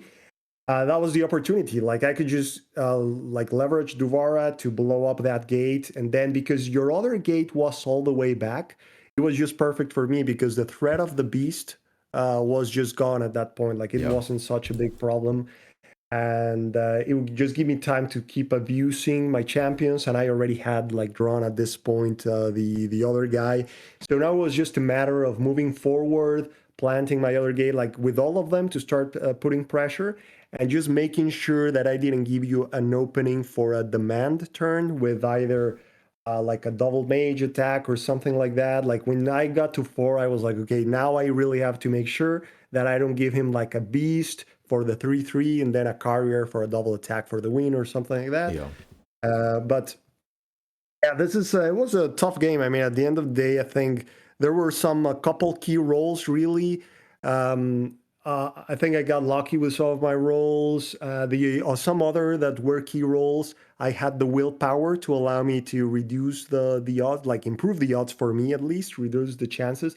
So like with Dovara, I just got so many free shots right out of that one, Devura was and great. even Yeah. like that, you can see that it. I mean, you could have killed me like with a demand and a good turn or something like that. There was a Yeah. turn in which I should have brought the guard maybe to cover me, but I was thinking something else and I didn't move it. And then like Mm. you hit me for 3 instead of just one. I Yes. was like, oh yeah, like they have range units, of course. Like so, but still, like even though the way things went, it's not like it was a walk through the park for OD. Like that's how lopsided this matchup is. That even doing all these things, it wasn't like an easy match, right? And the key here is you notice this is a game of champions for OD. Like Yes. Yes. the only way to, and this is kind of like a general rule with many matchups against FD, really, like Yeah. you end up throwing away a lot of commons, discarding aggressively. You saw on the econ, like I was like 6, 7 cards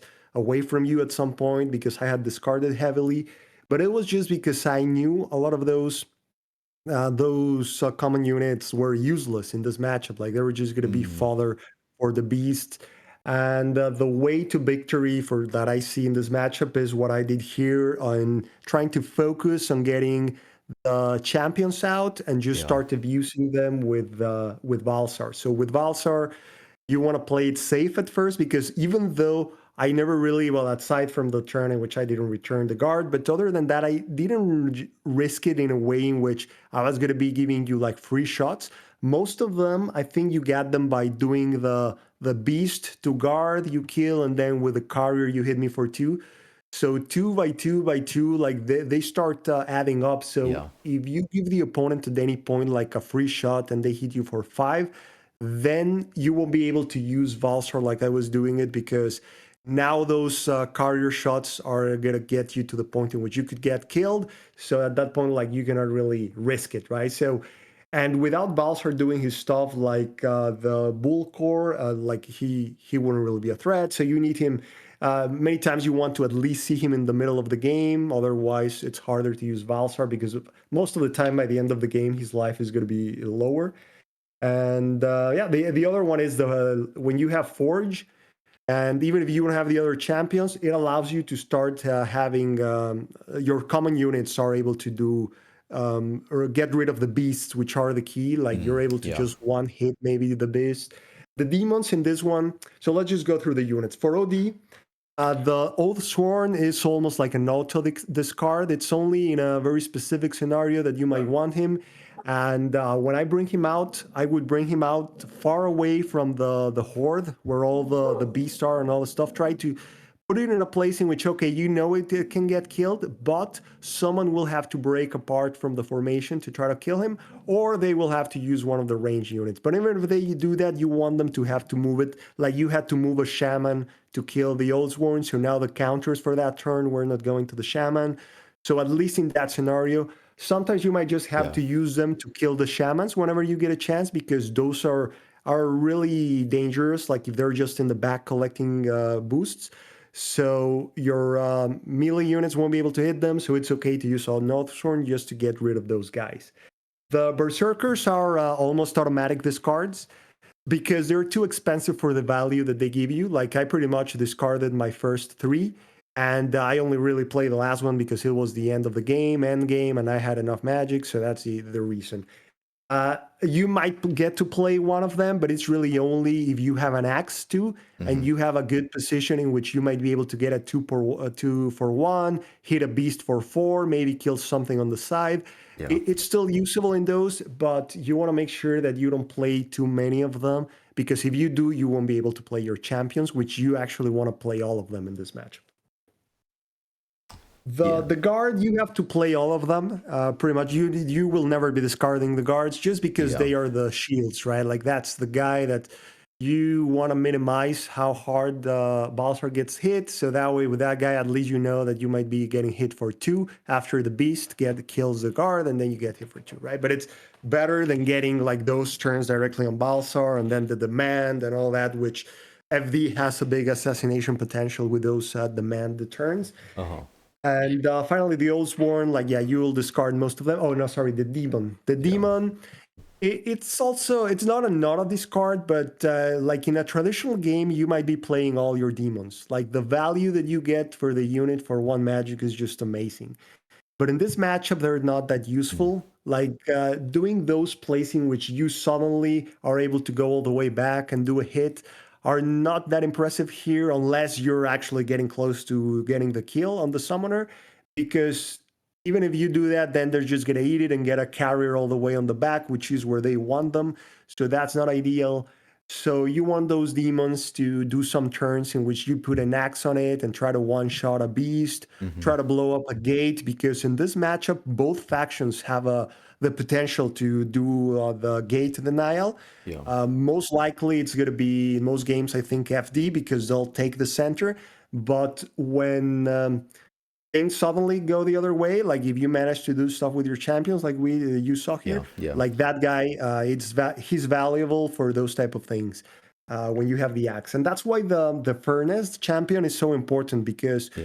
if you have the furnace around, then your guards and your, like, all pretty much your melee units are suddenly a threat to will be almost one-shotting beasts, and makes it easy to be sure that you're going to be killing the beast and whatever is around.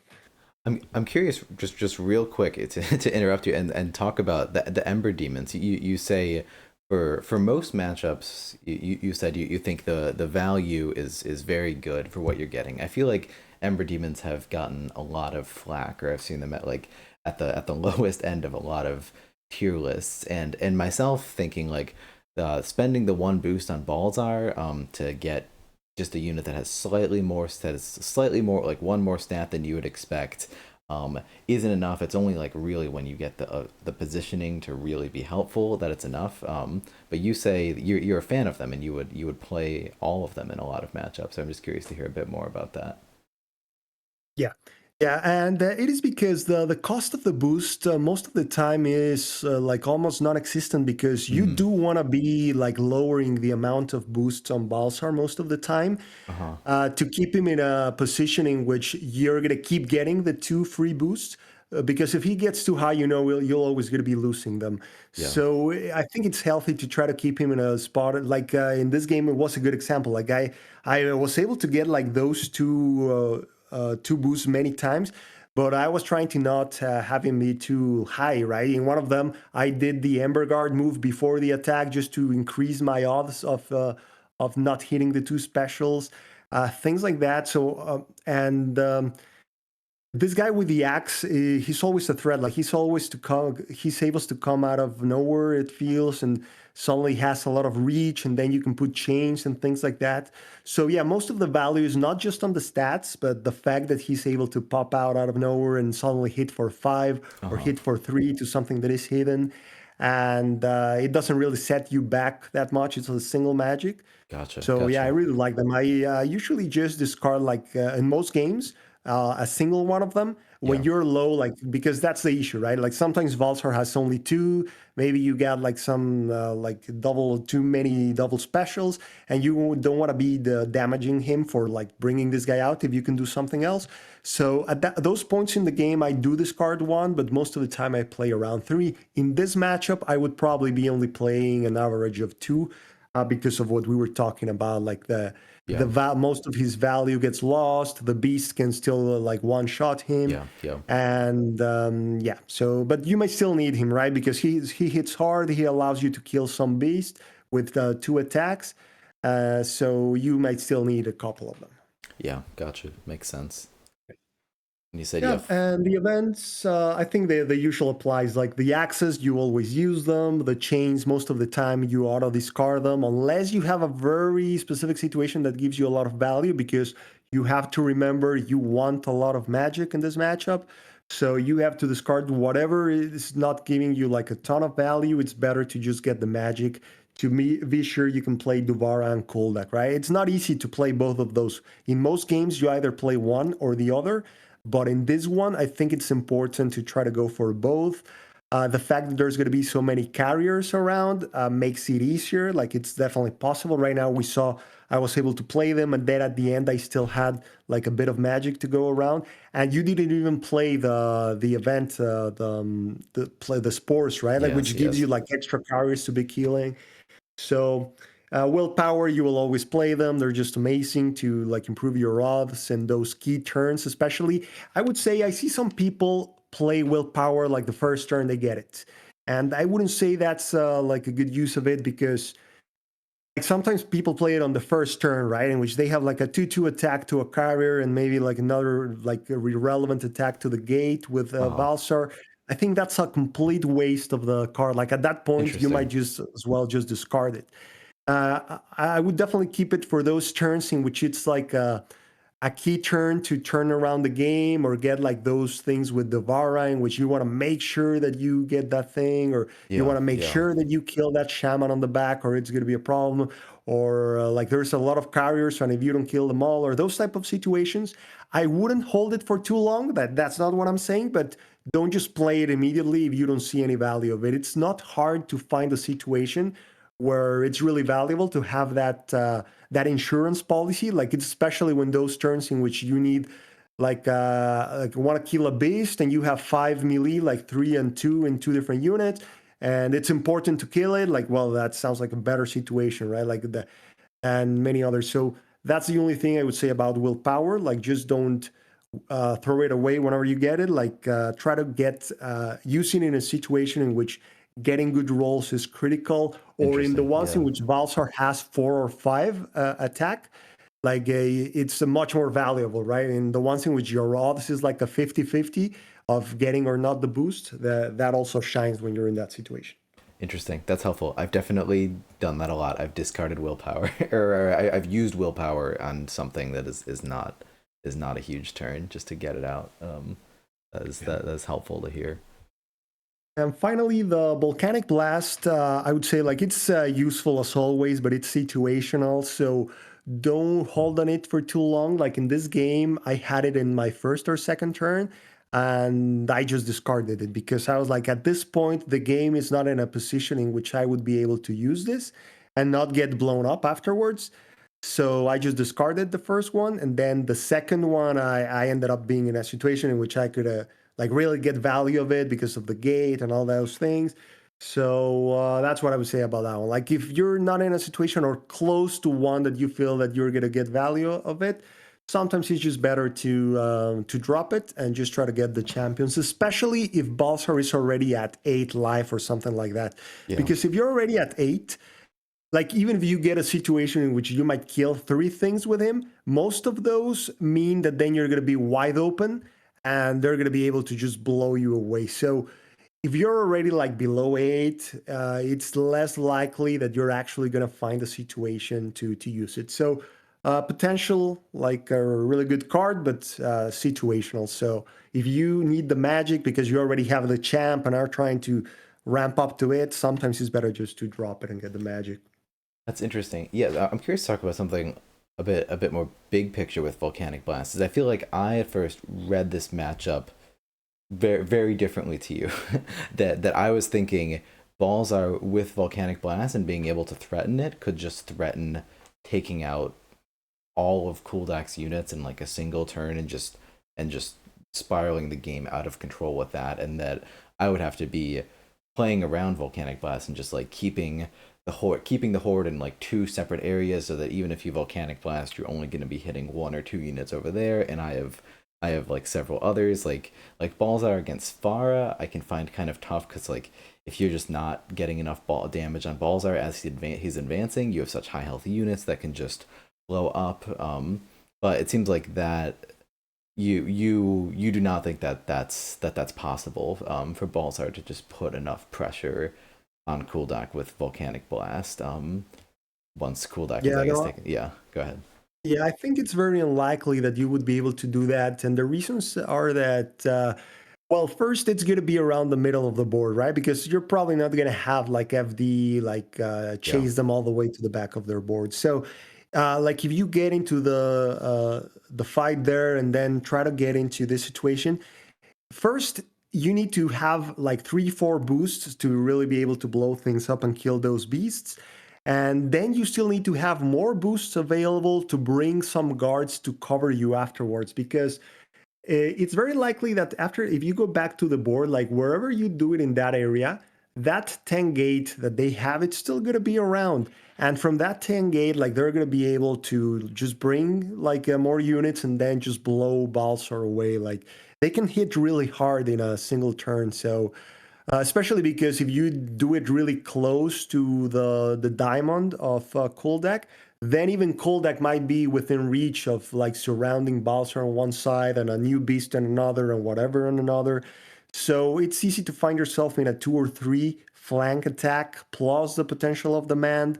So at that point, you pretty much lose the game here if you are left at 1 2 life. Unless then you're able to kill Koldak immediately, then you just have to hide and it's hard to get back from that. And it's Interesting. also hard to be in a situation in which you have around 6 boosts, right? So there might be a game in which you get really lucky and have like a ton of boosts, and those are always like a threat to be around Balsar, because you know that he can maybe even do a double volcanic blast, right? Like he can blow it up, then attack you, get more boost, blow it up again, and they just kill Koldak. So it happens, but the thing is really unlikely. So if you play hoping for that, it's probably that it's just going to harm you more by hanging on to that card than you finding that situation. It's one of those that when it happens, it happens. So if you happen Yeah. to be in that situation and then you draw the volcanic, you go for it. Yeah. But otherwise, I wouldn't say just be hoping for it, because it's really hard to pull those off, even against other faction. Like this is the general thing with Volcanic Blast, that it's great, but the thing is, after you do it, then you still have to deal with the consequences that you blew everything around away, and then you're completely exposed. Interesting. So for not just this matchup, but for matchups in general, you like to play balls are more, I guess, more focused on the champions than Volcanic Blast, or just like in more matchups in general, you'd be comfortable discarding a Volcanic Blast. You don't think it's necessary to win. One of them, yes. And in most matchups, like I don't play for the all champions. Like I'm Yeah. happy if I play a single one and maybe the Forge. I play really more to the commons. Like they have great commons, so you can Yeah. really just focus on that and put pressure, and then just Balsar attacking and the threat of the volcanic blast. I would say on average I use one of them Yeah. per game, but I don't try to force it unless I know it's Gotcha. really gonna Gotcha. blow up the opponent, because yeah, uh, the hit back is sometimes is just like you just lose immediately, or they send you to like 2 3 and then just have to hide.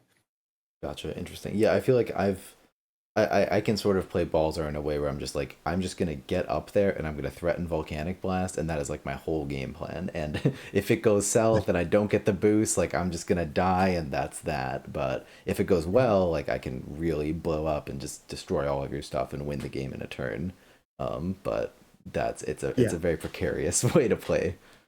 exactly. It's a very risky. Like that can always just give you the game, right? It's like the puncher's chance. Like it can always happen, and so, but it's risky, and the odds many times are really not in your favor Yeah, yeah, of it giving you like the whole game. So I mean, OD can always really do that. Like just try to be hyper aggressive, and many times it works. But I think against FD is one of the few factions in which it's really hard for OD to be able to do that. Like yeah. I think it's the most of like 3 out of 4 times that OD tries to just be more aggressive and beat FD on that. Like most of the times they're gonna lose. Yeah. Gotcha, makes sense. Yeah, well, that's really interesting. That's all. Like, I love to talk about. That's very helpful. Do you want to move to the Let's Fungal go Dwarfs to cards, or Yeah, yeah, let's go to the sounds funnel good. dwarves. Yeah, so let's go and take a look at those guys. So for them, I think the key to this matchup is pretty much controlling the middle of the board, which is really with most matchups for FD, it's kind of that. But in this one, yeah, so taking control of the middle of the board, plugging the gates of the OD, like the front gate, pretty much be having that position. and Here, then and you you start know, trying to I build the pulled up engine. another game from you in the tournament against Hans One, just so people aren't confused what I'm what I'm showing here. But maybe this showcases Yeah. some of the strategy. I might Exactly, click because in through this while you're. matchup, I think I kind of follow exactly that. Yeah, As you can see, I started also not wanting to block my my front gate spot, like the one on the side, and I also was a little bit on the back. Hansel played that, like great way, like that thing that he moved. I was just like, yeah, I don't want none of that. Maybe like I don't know if you could say that he conceded the middle of the board too easily, yeah, but I mean, I don't blame him. Like the thing is, most of the times, if you try to fight it out in here, it rarely goes your way. It's hard for it to go your way. yeah, But then he just said, like, forget it. I'm just gonna go as far away as FD as possible, which yeah, is one of the usual strategies against FD, right? Like their main weakness is the mobility. So he just went as far away as he could and start trying to leverage Balser that way. But what happened afterwards is that I was able to take control of the middle, and then he didn't get like an immediate gate. So I was able to not only take control of the middle, put a gate there, start blowing up his gate, because even though he went all the way to the left side of the board, I still had his 10 gate around, right? So was able to just say like, okay, I'm just going to blow up your gate.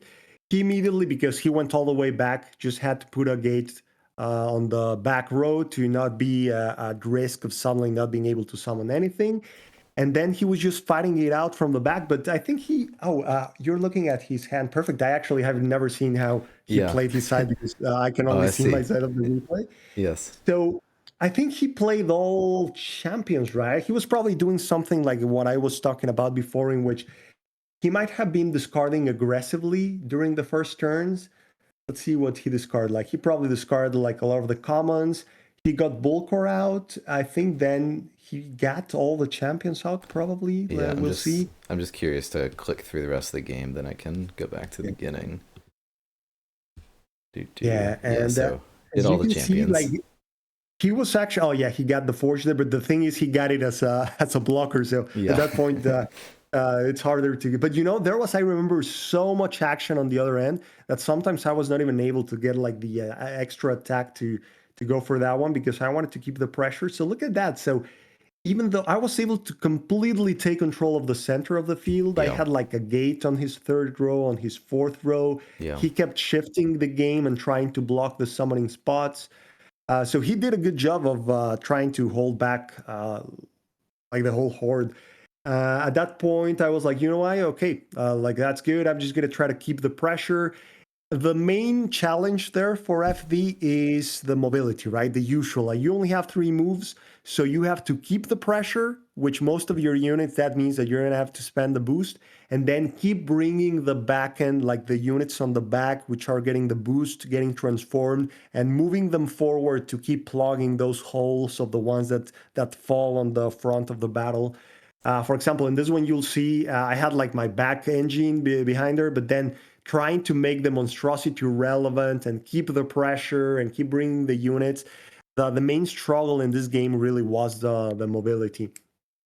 And as you can see in here, I felt I was so far ahead that I didn't even want to like give him the chance of making a comeback, right? I just moved Kaldek back, because with Bulker around and Valser and all that stuff, like there's always OD is very explosive, is very dangerous. Yeah. There's always the threat of a volcanic blast only turning the game around. Yeah. So I was at that point playing it a bit conservative from the summoner perspective, while trying to keep the pressure. And because I had planted those gates and I had not only the center of the board, I was now on his side completely. I was able to do that as some of the summons were just going to be popping up there. In this matchup for FV, really the same rules apply for all most matchups. Like you want to build your engine, you want to do it around the middle of the board. In this one, you cannot simply rush the middle of the board like you do with some matchups against factions which are defensive. Like you just don't care and just go there because like you have massive advantage on the firepower. In this one, there's a risk in which OD could always blow you up, like suddenly get a demon hitting you for 5, another one here, another one. Like those things can happen, right? So You don't want to be too reckless, but try to fight the middle of the board. If they start fighting against you, trying to control the middle of the board, like that's perfect. Like don't push too hard with Kuldak, like meaning exposing him Yeah. unnecessarily. You want to get a like your first gate around the third, fourth row with Kuldak when you kind of like move forward to have that presence kind of like around where I put it, but maybe at the beginning of the game it's going to be one a little behind on your own fourth row as FD. Hmm. In this one was because he had already considered the middle of the board, but usually Koldak won't be so close. So when you start fighting for the middle, slug it out. See if OD falls into the trap of just trying to slug it out constantly. Because if they do, it's likely that they're gonna like end up losing, and they're just gonna keep sending more units and more units. And the more units they send, the less champions they're gonna be able to summon. So if you see the Yeah. berserkers coming out to fight and more demons and more this and the old sworn trying to hit something back, that's perfect. Like that's where you want to be because you will always be having more units without Yeah. having to pay for them for the beast and getting the carriers back. And for them, it's hard to keep up because they usually just have 3 attacks. And if they're playing those, it means no bull core. And that's kind of your main concern, right? In this matchup, like those guys and Duvara and them being able to abuse Koldak. Balsar, if Balsar gets too much in the game, it's always good to try to pretty much whenever you get a chance, just hit Balsar. I think with OD For in sure. general, that's one of the main rules because he's so dangerous that any amount of health that you send down reduces the risk of the volcanic blast, big play, or things like that. Because it's very different, like being in 10 life or being in 7 life, right? At 7 life, it's easier to kill him in one turn with 2 flanks open, plus a demand, right? Like, Yeah. and they have to play around that fact. So whenever you get a chance as FD, go after Balsar, even if it's just a single carrier hitting 2 by 2. As you guys saw during this game, like that adds up. Like Yeah. after all those carriers hitting me, I was getting close to like a single demand turn being able to take the game away. Yeah. For sure. So, any comments about this positioning, like all this stuff about the where FD wants to be? Yeah, it makes sense. I mean, mid board is always where fungal dwarves want to set up. I guess yeah, it's tough that with for Balzar, like once your champions are there, it's great. Like once you have Volcor, or once you have the forge to just be able to just like take out beasts in single turns, it feels like you can really hold your ground as Obsidian dwarves. But like Mhm. getting to that point, maybe that really makes sense that you were just like you just took a turn to just I'm gonna fall back for a turn, and then I gave you such a great opening that you then decided to move up, but you feel like you need to just wait and build some magic just to have the time, because trading common for common is just not going to work against the fungal dwarves. But Mhm. yeah, you did it real well here. It worked out really well for you. So let's go to the cards of this Yeah. guy. Just to do a quick overview. Let's see if there's anything unusual. So with that FD, I think it's. I was surprised that you didn't play any spores. Like that one is a massive event. Yeah, Most I of the drew time, them you both never near the want. beginning and didn't have any Oh, okay. carriers and was worried about tempo. But you think you would have kept it for longer? Well, not sure. If you didn't have carriers, it's harder. Sometimes Yeah, it's okay to just get a single carrier back. But if you needed the magic for more beasts or things like that, I guess sometimes like those draws happen if you yeah, don't have carriers. And I think maybe, well, I mean, not sure. We would need to look at some of the different decisions you could have taken. But yeah, with those, even though I was pretty far ahead on the game, I was many turns concerned about like, oh man, if he gets the spores right here, like he could start like try to hold me back, right, making it harder. So yeah, that yeah, one is just like a pretty a bomb. Like it's an amazing event. for sure. Then the usual Maldar, you will play it every time you can. Like just try to use the counters to build the engine. Monstrosity, whenever you get a chance. This matchup, it might be hard to get a beast with with 5 counters because of how much violence is going to be happening on the board. But it's the usual, like if you get a chance. If not, Some people keep it forever. Some people say like, "Hey, I discarded it. I'm in the middle of that." It depends really. If you have something else important needs to happen, if you're really digging for those carriers, digging for those beasts, like in those situations, I would prefer to discard him. Mm. And Oh, the other champ really depends on the situation. Like it's only Thune, only if you have too much magic to that in this matchup it will probably not happen. yeah, So it's likely that you will just prefer to have more beasts because the beasts in here are the star of this game. Like most of the other units are going to be one hit away of dying to the beast. So you want to play and convert as many as possible. Then the shamans, you use them as support units on the back to build your engine.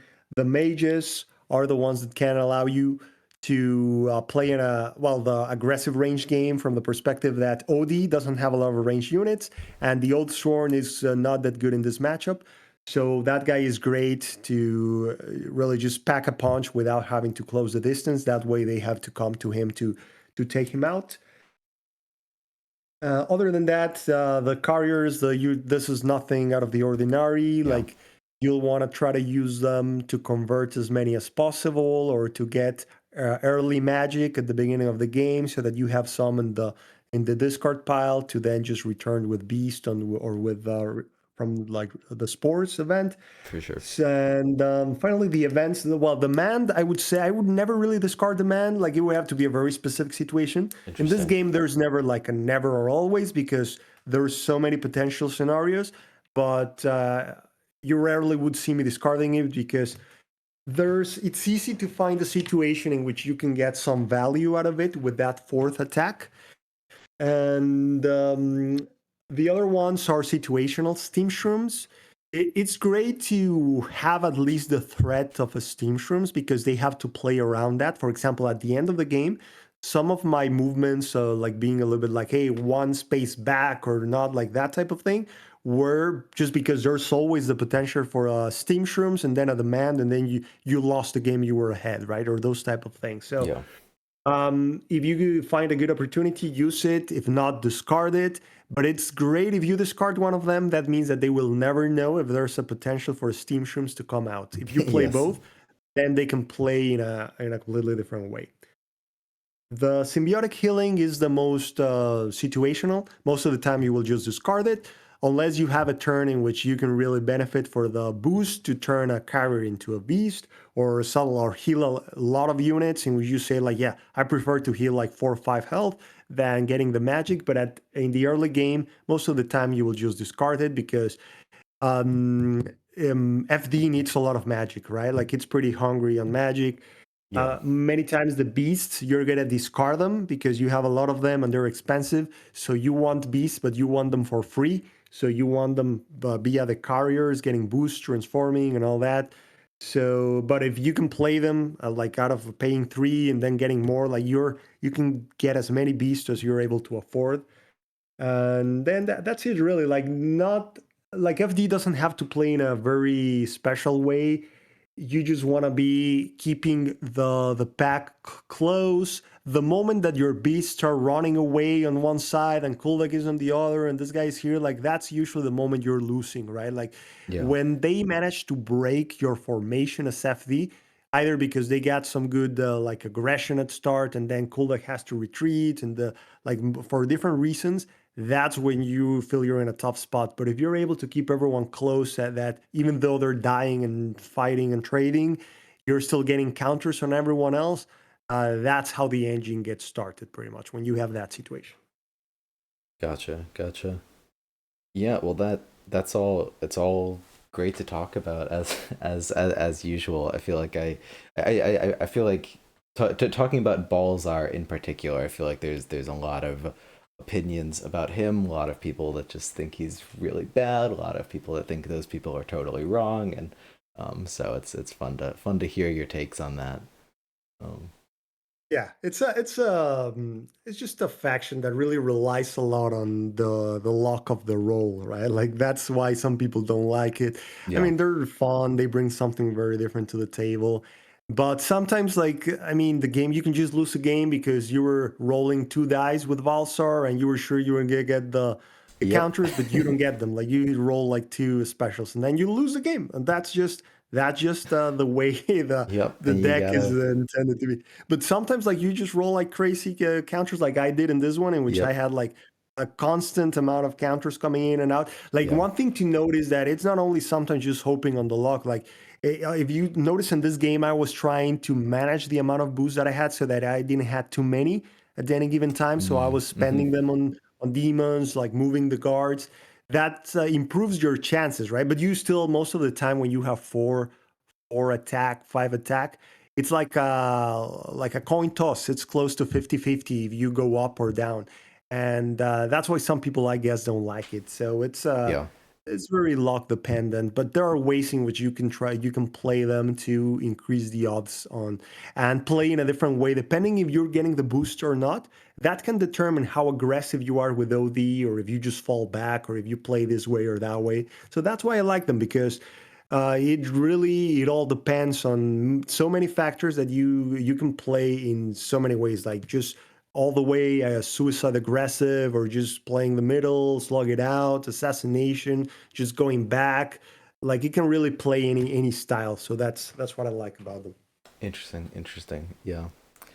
Yeah, I've warmed up to them more and more as well. I mean, it's and built in the faction. Yeah, you miss on some critical turns, you're just gonna lose, but you know that it adds to the fun if you're Yeah, willing to take that.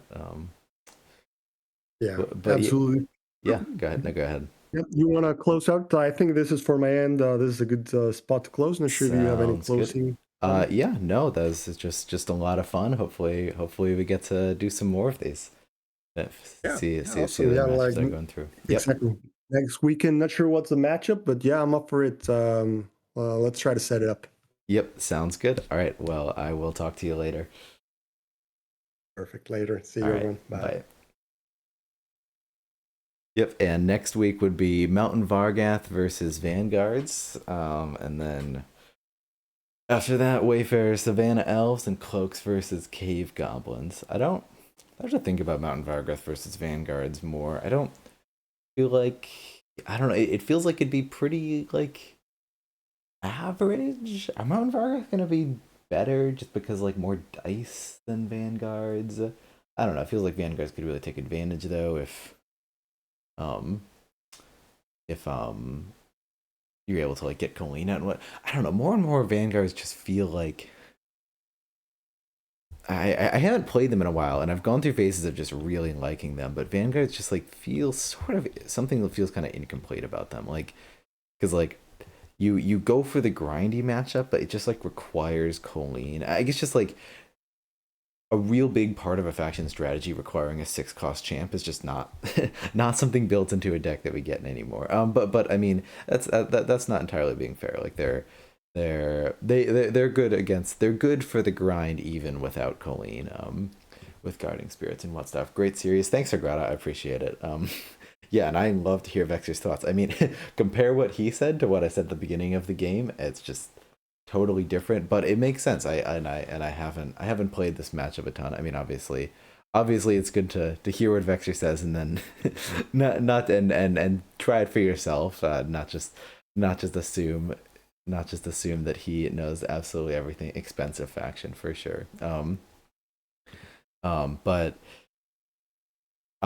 yeah, it's generally I think I was just too afraid of Balzer at the beginning. I just needed to get in there and take the board. Like I shouldn't have been so afraid. I don't think like his beasts just getting infects can just really just take over a board in a sense that no volcanic blast can take back. I think some players like I'm sure Beans easily would. I mean Beans easily just could be very happy to hear that Vexer likes Ember Demons because Beans is always very upset when people dislike Ember Demons. But Vexer is willing to, it doesn't seem to focus so much on Volcanic Blast. And part of that might just be like a playing for consistency, not shock sort of thing, as top players will do. But it feels like Volcanic Blast as I got to know the faction more, it became more and more central. Well, he is less interested in that, and part of that is this matchup thing. Is maybe you're never going to be able to threaten all of Cooldock at once. But yeah, you just see like if Cooldock pulls black, if you give like Cooldock might it might be easy for Cooldock to take the mid board and whatnot.